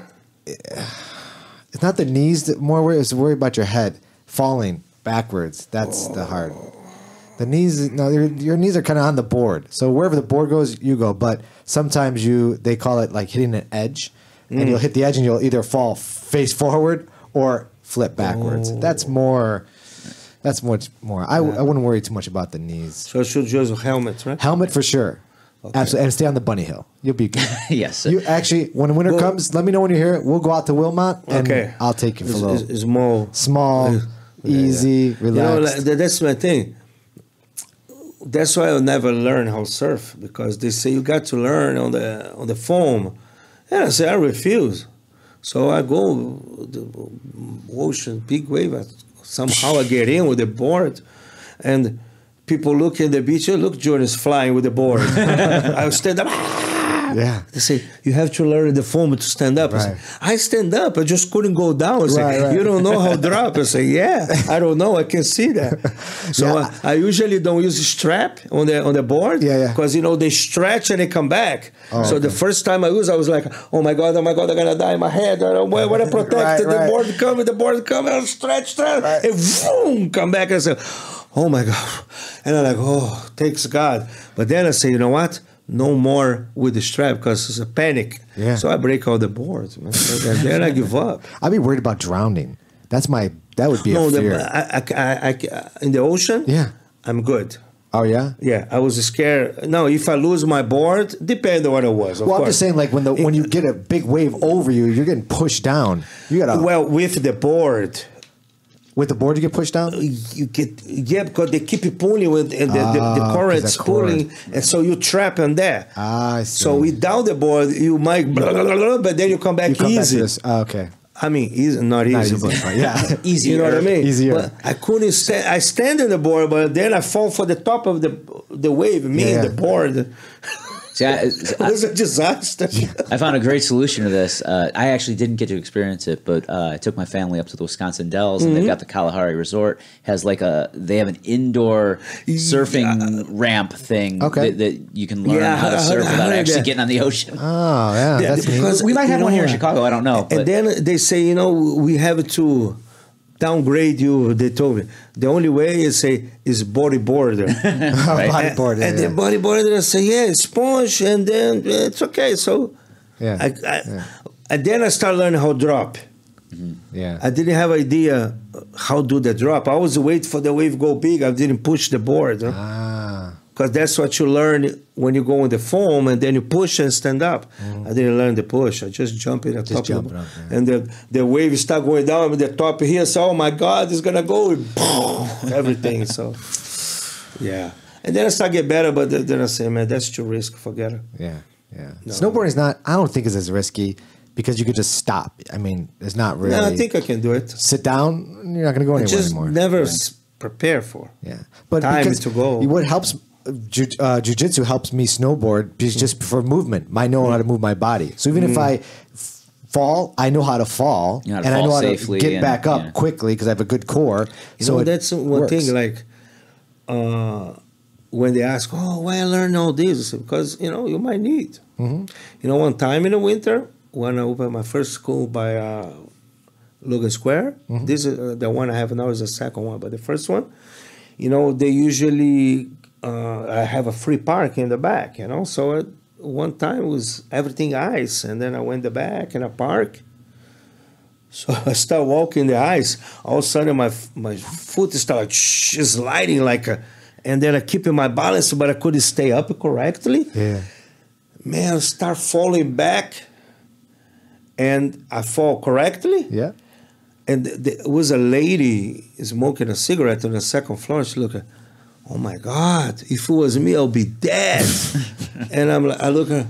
Were you watching me? I said, yeah, man, you fall perfectly. And me, was because she's, everything happened so fast. But she said, I saw you actually feeling yourself out of balance and preparing correctly to fall to the side. Right.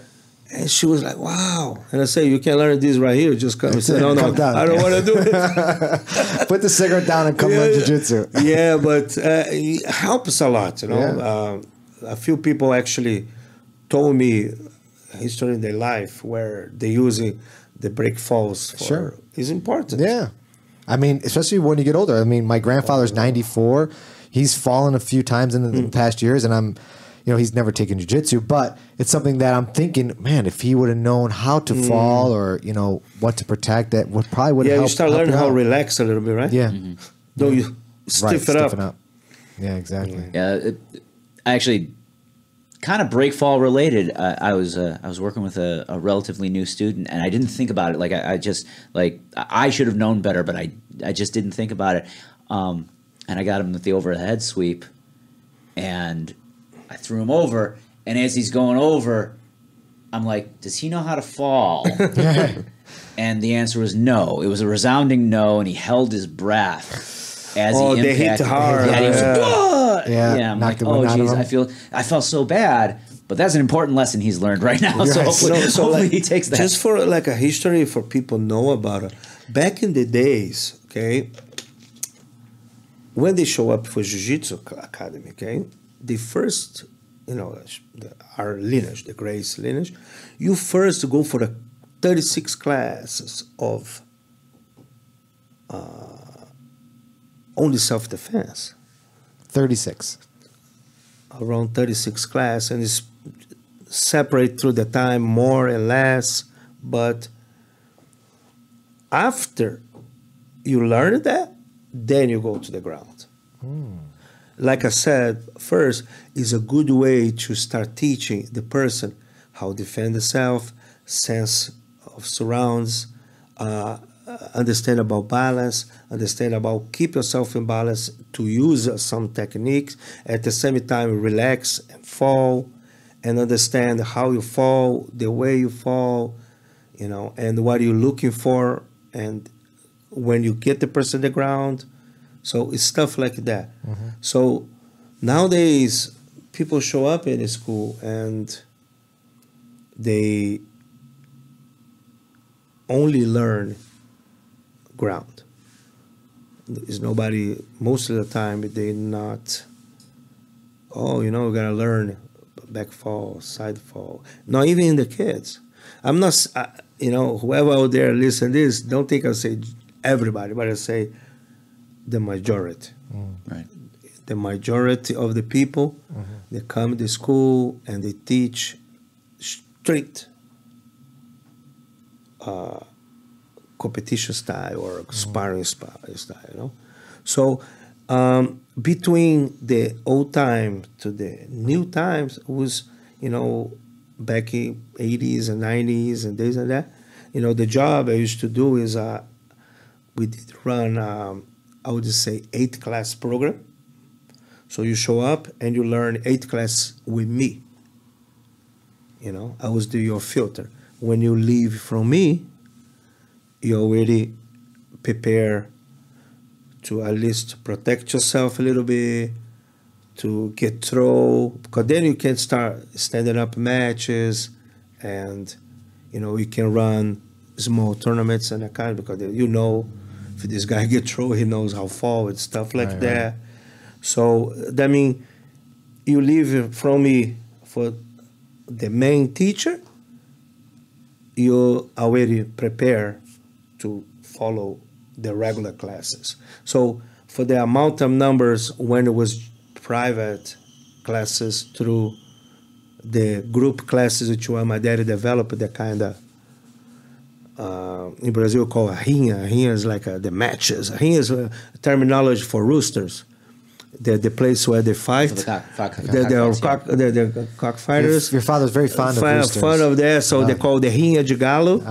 So my daddy got that mentality from the cockfighters to the people, group and fight. And so before it was just private, like I said. So between this time and this time, it was in the middle time where this program was a little bit lower, and, you know, learn a little bit of basic self-defense, and, you know, the things people don't think about. Right.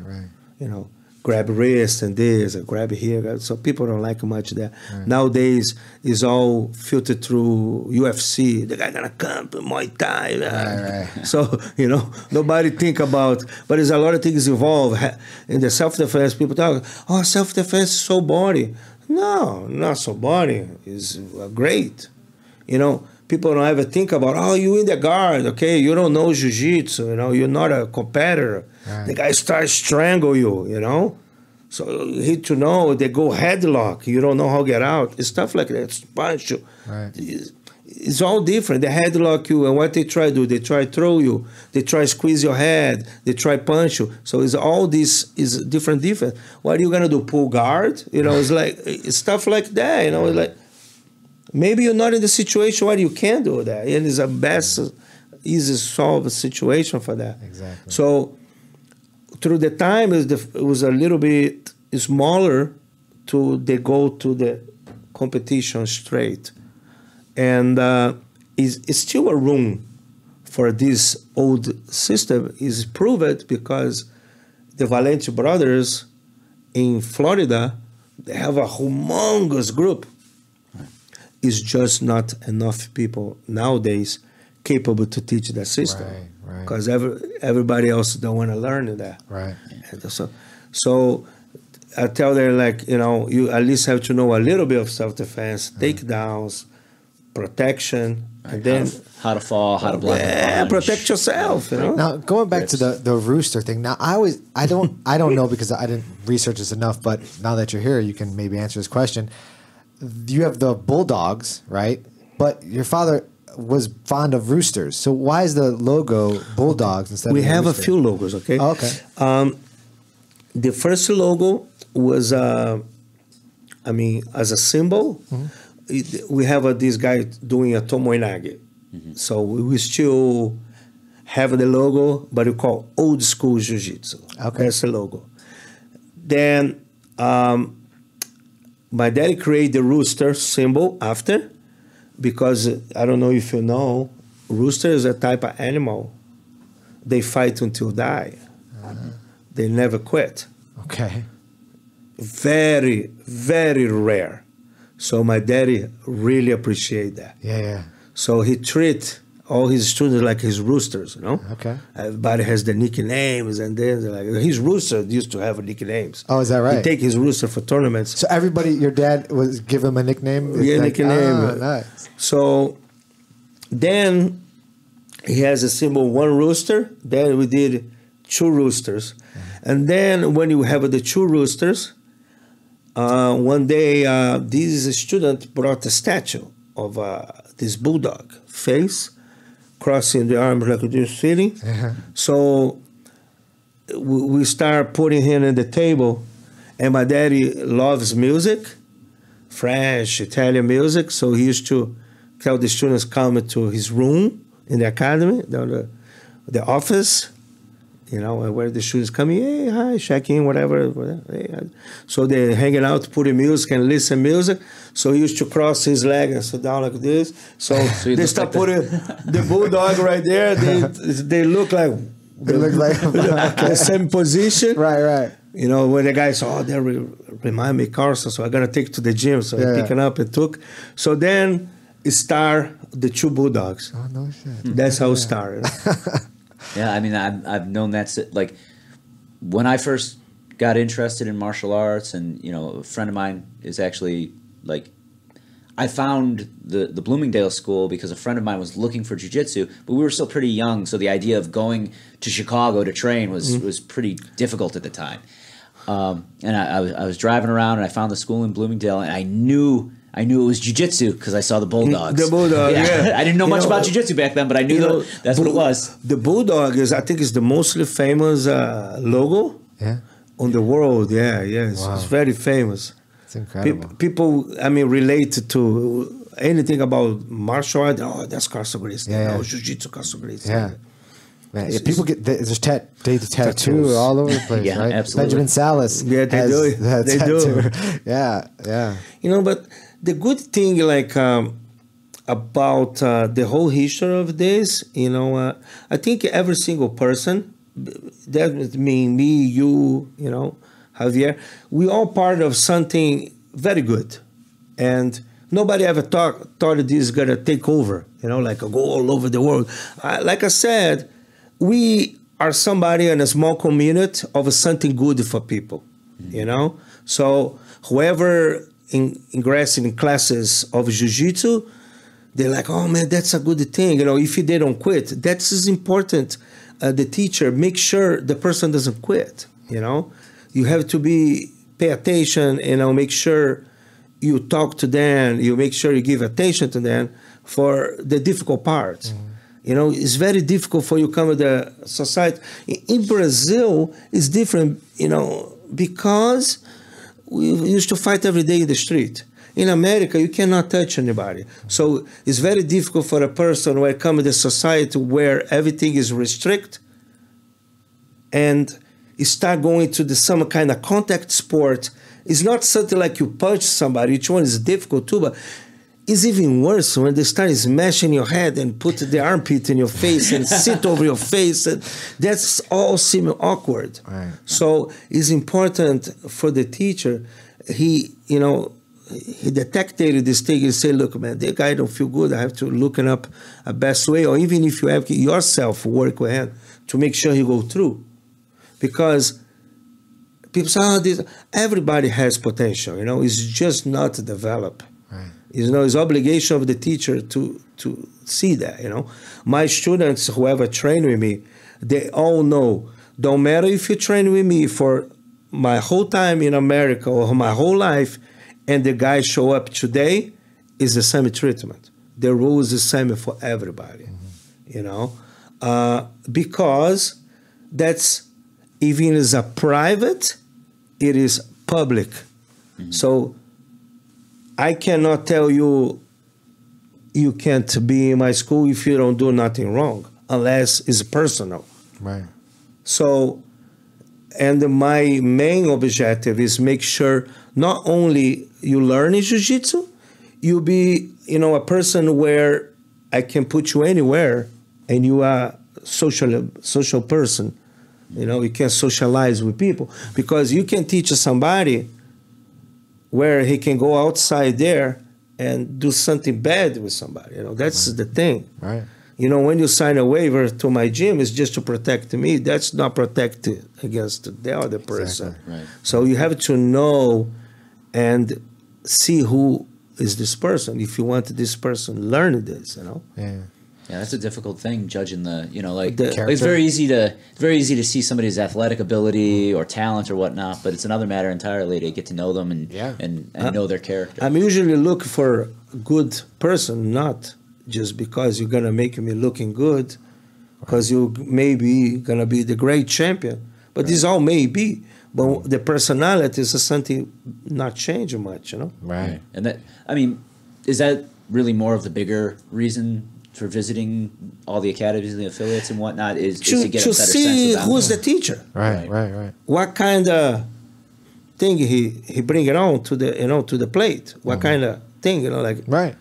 like I say, what did he preach here? He preach aggressiveness, payback, or be tough and whoop people's butt, or he teaching a martial arts, a way of life, or you know, a good health environment. Right. Because you know, you can't keep two type of things in one place. Right. You know, if you are the teacher and you push them to be aggressive, they're gonna be aggressive. And whoever, and then, you know, I have a Javier from my school here, and you go training in my school there, and you go there, you know, oh, we have to break his arm, and then you say like, what the hell is this? You know, so like, put all my organization in problems, you know, like in a jeopardy, as a point where I said, oh, no, go train there. It's okay. You know, as a part of the organization, you can train there. And when you get there, you try do a nice training, you know, respect when the guy try breaking you, and so it's bad blood. It's no good. Do you wash your belt or do you not wash your belt? Oh wow, we're gonna start this Sorry, conversation. I had to go there. I Well, want to know. Hey, that's a big thing. It's a big thing. I don't wash my belt, but I don't have no superstition about. Okay, fair enough. I mean, I just don't wash my belt. The only reason is I believe if you wash your belt use it looks older. So that means you training more. Right. There's a, how do you say, a bad self for yourself, like, you know, pretend you're something you're not. Right. My belts all get old regardless. I Get use there every eventually. day. So, you know, but some people I heard, You heard, yeah. they wash the belts for hygiene, and some other people wash the belt To make because they make a little bit rough. Look like I've heard of people rubbing the belt on concrete to make it. I'm not. I don't see, because when I was growing in my father's school, the blue belts was the worst enemy for any other ones, because we have a system in my father's school of a promotion. We have the hardest promotion. Not because just my dad was hard, it's just because the way it was. Before, when you sign up for tournament,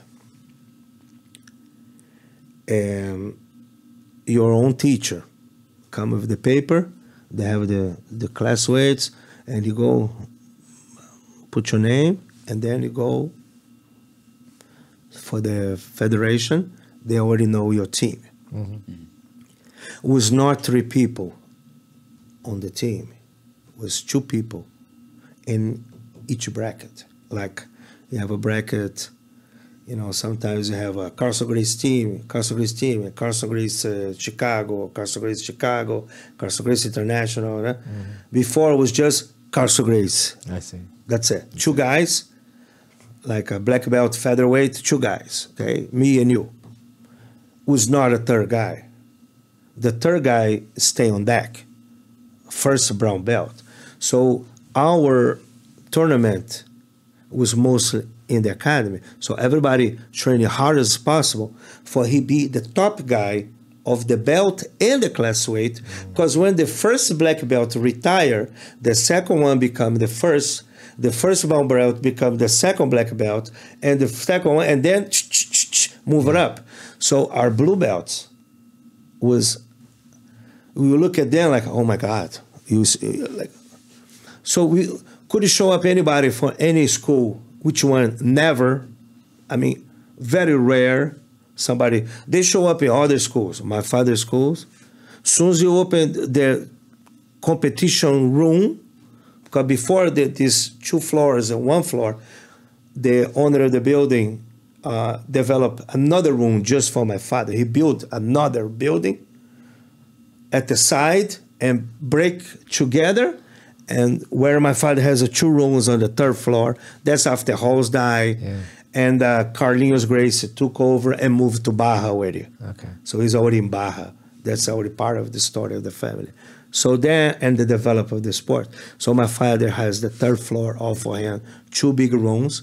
One side, that's when I was teaching and this and that. And the other side is just competitors.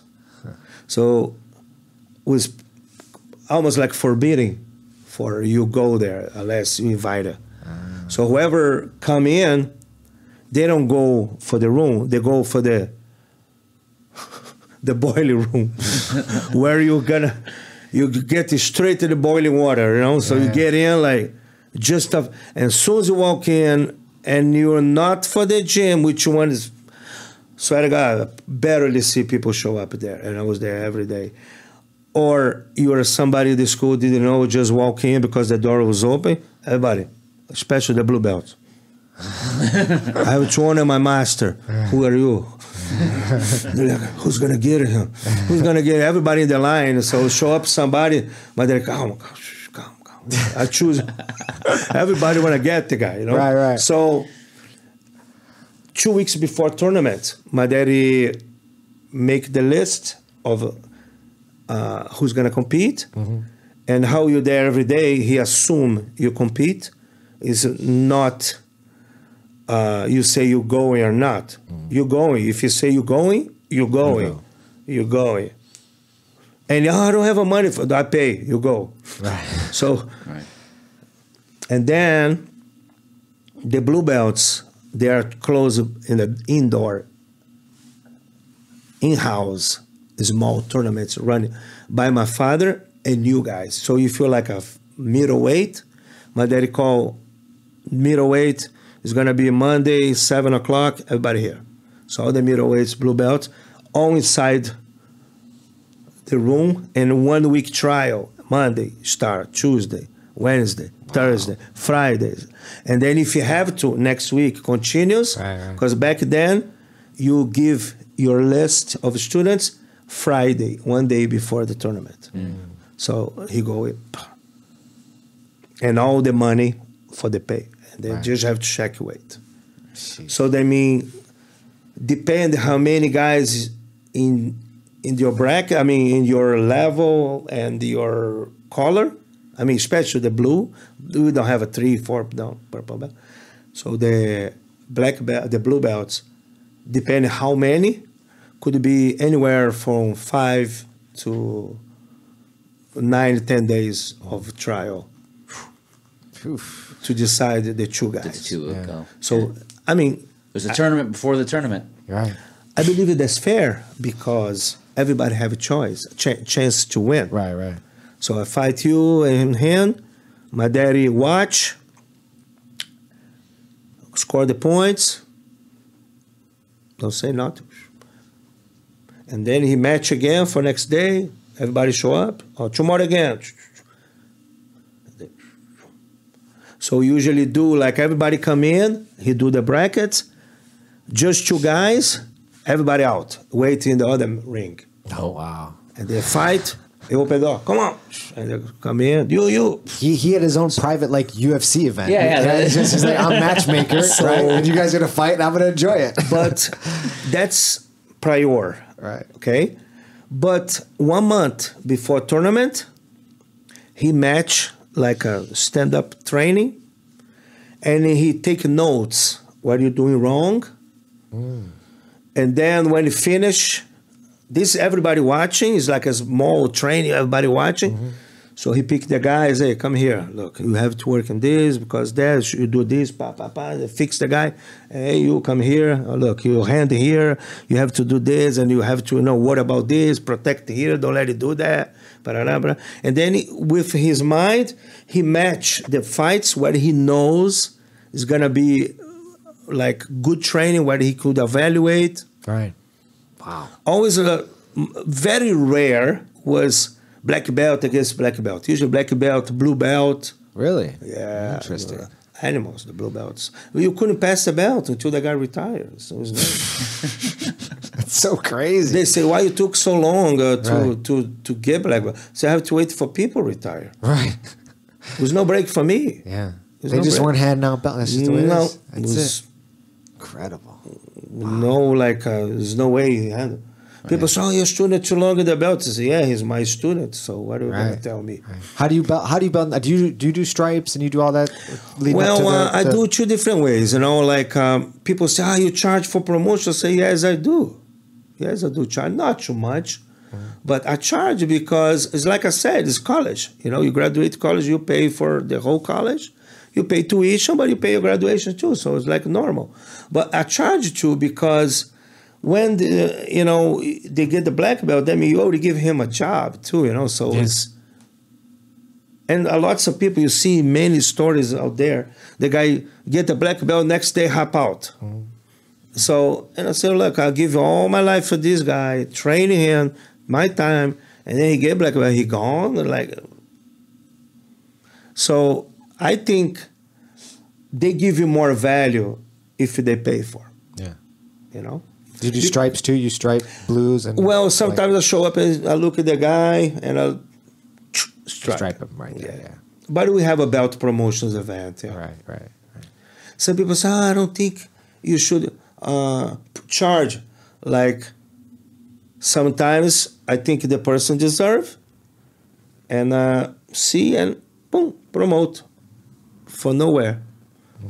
I just promote a lady, Francis Garcia. She been training for, say 2-3 years.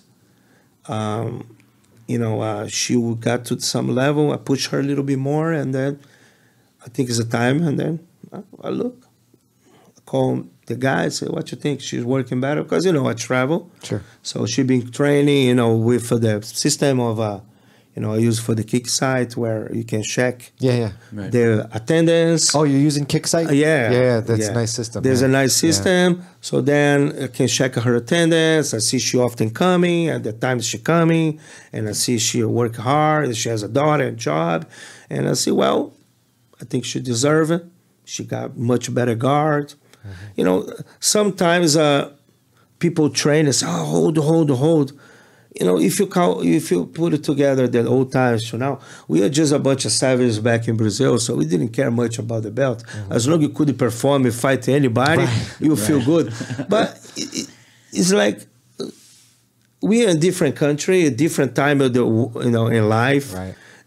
People look for jiu-jitsu because it's good. You guys do that. Otherwise, you're not been doing it for that long. Because getting choked and almost break your arms or something, it has to be fun. Right. And it has to be something actually working your brains, and it's a study on that, something about, make people want to go back. If they treat well for the first period of the training, because it's like I said, it's a big transition for the society to have here in the United States for jiu-jitsu world. You know, here nobody get too much contact. People is a little bit different, not too much hugs and like Brazilians are. Right. You know, I'm not criticizing this country because I choose to live here, but that's the way the people are. In Japan, my wife's Japanese. They don't even touch hands, so it's like a totally different. they don't. It's a totally different. So I think with experience and traveling and seeing, you understand people better. Yeah. So in this country here, like people. At the same time, they're warm, they're a little bit cold, because everybody busy. It's not because they are cold. It's just because everybody have the goals, and this country give you opportunity for you achieve your goals. Right. So then you focus. It's not because they are not your friends. It's just because in life, if you want to be somebody and something, you need to focus. Mm-hmm. So Jiu-Jitsu is a big transition because you start getting this person on the top of you, sweating on you, choking you, try break your arm, try do something with you the whole time. So if you're not transit for the zero for the first part, it's easy to quit. Mm-hmm. So that's is pretty much my point of view of, you know. Yeah, makes sense. So people like, and then with different goals, you know, you have to be filtered there. And you as a teacher is experienced, they don't know, you the one actually know how much they can be. So you have to approach in different ways. Right. So sometimes a person take 1 year for blue belt, sometimes people take 2 years. Sometimes you have a little bit longer. Right. You know, the first belt, first promotion, I believe has to be harder to make sure you understand how valuable is that. Is the 2 belts people cry the most. The blue and the black. Mm-hmm. Really? Interesting. Yeah. I promote many people. Yeah. You know? When you get the purple, you feel like one step. I'm closer. I'm going to get the brown. So, but one more time, I go back what I said is you should not mind. It's just a progress, you know, of learning. You know, and more you go, better you get. And if you reach your goals, that's the main thing, you know. People come for fitness. People come for build up friendship, or people come because they're afraid, or you know, I have so many experiences. So I have people that don't even want to put the gi, and they're actually now teachers and bloggers and seminars. And I say, I told you. So I don't even want to put in my gi. So I told you, just come in and try. You know, you got to try. You know, I'm a person. I usually try crazy stuff, like these things they have out there. No, I didn't do bungee jump yet. Bungee jump? No, I don't know. That one I'm very. But every time I try something dangerous, I think like, what the hell am I doing here? So, but I mean, I for me, my whole life, I think everything. I would say was moved away on the harder way. I didn't have a choice, but I just think like, take a lot of courage of a person walking in the gym. With this, I mean, in this country where people well protected at the same time and not, right. To choose to go to a Brazilian Jiu-Jitsu school or any other martial arts, I mean, Muay Thai, to start when you are already a certain age. Mm-hmm. For me, it's just came in my life. I didn't have a choice. When I see, I was already there. Right. But you like you have your life, and you say I want to try something, and then I want to do jiu-jitsu. That's what I'm saying. Is very difficult for the first months to make sure the person stay. You know? Yeah, it's that first like 3 months. It's almost like that's what they say. Yeah, I would say myself. Yeah, 1 month. You know, you need at least 1 month, right, to carry. One bad day. Yeah, you can tell when people get bit by the bug, and it doesn't always happen the same time for different people, you know. But you can tell just like there's that shift in their attitude, the way they come to class, right. How quick can someone roll at your academy? Do you put them like brand new first day? How many classes they take before they can start rolling? That's the thing. Like me, if I'm there, I can put you on the first day. Okay. Because I might put you with me. Okay. You know, like I like a lot more like for beginners, specifically training. Because this specifically training just limited you. It's like, remember I said I used to spar Vitor Boxer, he just allowed jab. Just jab, yeah. It's the same thing. Same thing, yeah. So you can control, you look and you see that guy a little bit wild, and you grab a hand and you put a hand with this guy here, more technical, you know you can control him, and you get this guy, he's brand new, but have this guy here, he's new too, but he has good sense. So you slowly, you know, I know because I have been teaching I started teaching when I was 13, so it has been 37 years. I know by the eye how the person is. So, and I know what he think. And if in the first moment I catch there, just say, okay, stop, switch partners and this and that. But I literally can see the person in the eye, and I already know how they fight. I know you guys very calm. Yeah? You're not looking up to come in and choke somebody 10 times. Because that's one thing which is motivated to. You feel happy and you see one of your students get another guy and tap him out 10 times, but you never thought about you doing that, maybe make the guy quit. Right. Because people have other things out there too. And he looking for something positive. You know, maybe I have a tough job and is always, you know, BS the whole time. And then I'm going for the jiu-jitsu, but I can't focus so much in jiu-jitsu for the fact, you know, my job is so tough and I'm already coming here stressed and I need to feel relaxed. And you come with this young kid and tap you 10 times. And you look and I say, why am I paying for that? You know, why one more thing in my life? Right. So, so you have to make sure, you know, you see, you know, you guys be in the gym for long. You see, they come in. Some of them come shy. Some of them come, you know. I mean, I gotta be the next UFC. I gotta. So this kind. So it's a magnet for all type of people. You can't, like I say, you cannot say I don't accept people like that. I don't like the guy this religion. You can't. You have to manage a way.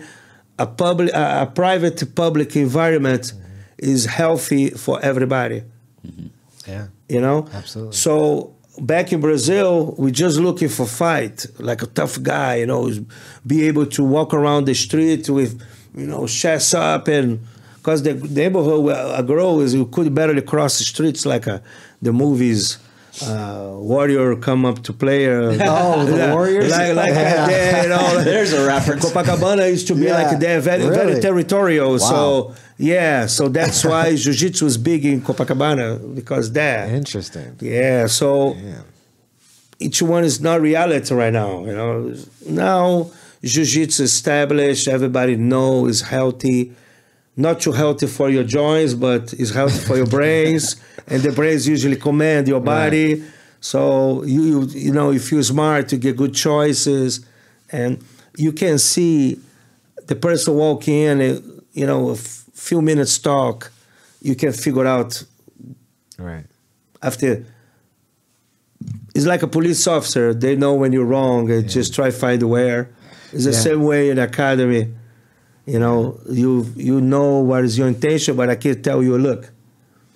So people say, oh, you know, I'll be able to do this. Yeah, depend on you. Right. Depend on your attitude. Right. If you follow rules, you stay, and then you'll be able, of course.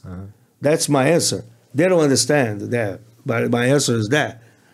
If you come and say, I'm going to be able to say, yeah, you will. But if you follow the rules, you'll be able to train here. Otherwise, you'll be able to do some another place too. Right. You know, so yeah, I don't like too much attitude in the mats. I think is a really bad environment that just lead it up for no good. Yeah. No good because, like I said,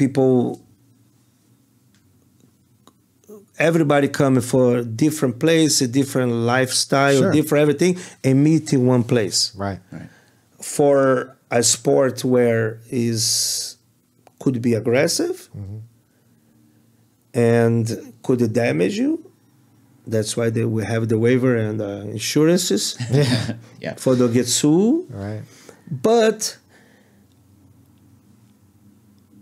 you have to make sure everybody else in the same. And that's why they set rules for mats, no swear, no this, no that. But some rules you can't put, like you cannot tapping out a guy 5 times. You can't do that. Yeah, it's just, you have to just say, man, you take it easy and this. But rule like get clean, cut your nails, this, no alcohol, no drinks before, sandals. And many people, I see, they do my approach. I never approach nobody in front of everybody. I let you do your wrong stuff. I just grab your wrist, pull it to the side, say, look, let me explain to you the rules in this academy is run by me, and by my rule, that's not good. I know you need to know about, but I just let you know. And now on, I don't want this anymore. And if this happen again, I'm sorry, I'm going to have to invite you to leave. And that's it. Because simple as that. Right. So, and that's for everybody. Right.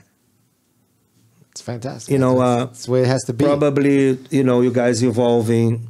You see many guys come in my school and go. And, I give the chance for them. I just say, look, some of them left their own, some I have to, and some of them just go. Right. But, I don't, if you, probably many guys came in the podcast and, I don't know what they talk because I never heard anything. Yeah. I don't even know what I'm talking to, but it's okay. But I'm a type of person like, I don't like to be in any social media, bring bad environment. Like, right. Oh, this guy say this, like many guys. I'm always involved in something because I've been here in Chicago. Right. So so I'm not part of any of this, and I'm not will defend or accuse anybody publicly unless you do something personal to me. If it's something like that's the expression about that's the way they want to do, they're not having my answer. So whoever attacking me in media, just say, look, man, that's what you say. You're not going to hear what I have to say. If you want to hear from me, you just come and ask me. Right. Right. Yeah. I'm not going to be public. Right. But people like that, the gossiping and this and that. Yeah. That's the world we live in, the social media and this and that, And Facebook. You don't want to do advertising. Yeah, I think advertising is great, but advertise yourself on a healthy environment. Right. And the positive way is much better. Of course. Not like a loops, involving this and that. People say, oh, you mad that this guy left your school? I say, no, I think, I did for him what I could. He's gone. Congratulations to him. He has his own gym. Well, I think about this of a big picture. A big picture is you be a positive for the society you live. I think you guys know, and many people know, and not people don't know, and maybe they will see. But what my grandfather developed is a good thing for many people. Is good. It's probably even gooder than go to doctors to take pills for anxiety or for sure. panic attack or. So that's why I don't want to be judged by post on the internet. Yeah. How much did your grandfather learn from Maeda? My grandfather He trained with Maeda for I think 5 years. Oh wow. But back then it was combat, you know. So then we started the guard system, which was already developed too in Japan, but we just make it better. I see. And you know, it's getting better. Yeah. It's like the topics we talked today, lapel. These are all things I don't have no clue. Yeah. Not much. Yeah, constantly I mean, evolving. I know a few things, but you know, if you ask me, can you teach a seminar of lapel guard? No, I'm not. Can you teach beating bowlers? I can't. You can teach no, I can't. Yeah. That's not because I don't know, because you're just not stepping the toes. You know, it would be kind of silly. Let's try. Right. For you to be able to bring a good impact, I think you should choose a topic so you dominate it. Yeah. Of course. My dad always say, if you do the right thing, you win. Makes sense, right? Yeah. Makes sense. You know, like Right. people say, oh, the guy do this. They used to tell my dad, the guy did this, did that. And my dad look, and what the hell you are doing? You just looking at him doing all this, you're not doing anything. You know? So it's a few things, and you know, you guys experience, there's a few things, a type of grabs you can actually control easily the opponent. It's just how good you are to get to that position. You know? Exactly. So for a while, you remember Bernardo Faria, he do over under pass and he destroy everybody. I used to do the same thing, but just now I use a lot of the pass, and a lot of people in my father's school use the pass. You know, when he came to my school, Bernardo said, man, I used to use the same thing, and he showed me the ways he do. I said, oh, very nice, and I show him the way I used to do. So it's just a matter of the way they fight now. You just have to switch your foundation for the new style grips and stuff. It's all the same. Like I said, beginning, advances don't exist there. It's everything the same. It's just a system. You know, Jiu-Jitsu control the opponent. First, you control, then you submit. So you control the person, then you get the point where you want, and then you finish. You know? It's a few flashy moves like a flying arm bar, flying this, but that's personal skill. Right. It's not. You cannot teach a student to do a fly arm bar if you don't have enough explosion to do it. So how are you gonna tell a heavyweight guy to do a fly arm? It's not gonna happen. Very difficult. Right. So it's a simple concept in Jiu-Jitsu. You have to learn for, like you guys say, the pressure pass. It's not the pressure. It's just because you can't escape your hips, so become very heavy. Because then you have to push with your arms. So everything is about the hips, you know? Right. Makes sense. That everything is involved with hips. So I don't know. You didn't bring a gi with you, right? No. Yeah. I know Javier's like, did you tell him I didn't tell him to bring a gi. I know, because we normally do like a guest technique of some sort after the podcast. But I mean, maybe if you have time, I know we're running a little longer, but you can maybe show something on Javier. He's little. And you can choke him out or something like that. I can show some simple. I mean, you're the one who forgot to ask him to bring the gi. Yeah, I know. You should probably get choked out. I don't mind being choked out. I can show a move you guys can use any style. Well, then you'll do it. Because my daddy's school, we train all stuff. Everything. Yes. Yeah. Okay. So, like going back for the first thing I was saying, like this thing of social media, out there, I think people should think plenty of time before they start posting stuff in the internet, which give a lot of bad impression about the Brazilian Jiu-Jitsu, and is a bad impact for the society, and I think whoever have problems with anybody, you just should take care of their own business on home. I agree. It's because that affects everybody. See, look at the guys for Jiu-Jitsu fighting the internet and this and that. Yeah. So it's kind of... I know. It's just sad. And, the people used to train with me and they gone. I just say, I don't have no problem with nobody, because that's my opportunity to say something, right? Sure. On my podcast. Absolutely. Because I'm not going to go in the Facebook. Right? No. I don't have no problems with nobody. It's just, I I never actually, especially say you can't come to my school. They all did it for their own. Whatever they did is not correct, and I hope you guys think about the things you do in your own gym and your own academy to make sure our Jiu-Jitsu society got a bad impression, a good impression for the public. Absolutely. And we just think about grow our sport and think this as a future, not only for us, but maybe for the future kids growing, and for my son, for their sons, and gotta live probably in this kind of thing. Right. Make sure this not get dry, is keep it flourishing and getting better and better impression, and easy space for everybody. Excellent. Very well said. Where can people find you on social media? You're on Instagram a lot. Yeah, Carlson Gracie. Carlson Gracie. Yeah, yes, it's got a me with a picture of a rooster. Yeah. The logo with the sweater. Yeah. With the logo is me there. Beautiful. All right, Carlson, I really Thank you. appreciate you coming Thank in and doing this. for the invitation. You guys, whenever want to visit the gym, feel free to come. Absolutely. Thank you Thank very you very much. much. Thank All right, you. we'll see you guys. Bye. Hey, everybody. Thanks for tuning in. For more information about Grappler Union Podcast, you could visit us at our website at grapplerunion.com. You can follow us on Instagram at Grappler Union. Please like us on Facebook. Be sure to subscribe on iTunes. And all of our episodes are available on our YouTube channel. Say what? Be sure to subscribe. Yeah, subscribe to all that shit. You got to do another take, right? Oh.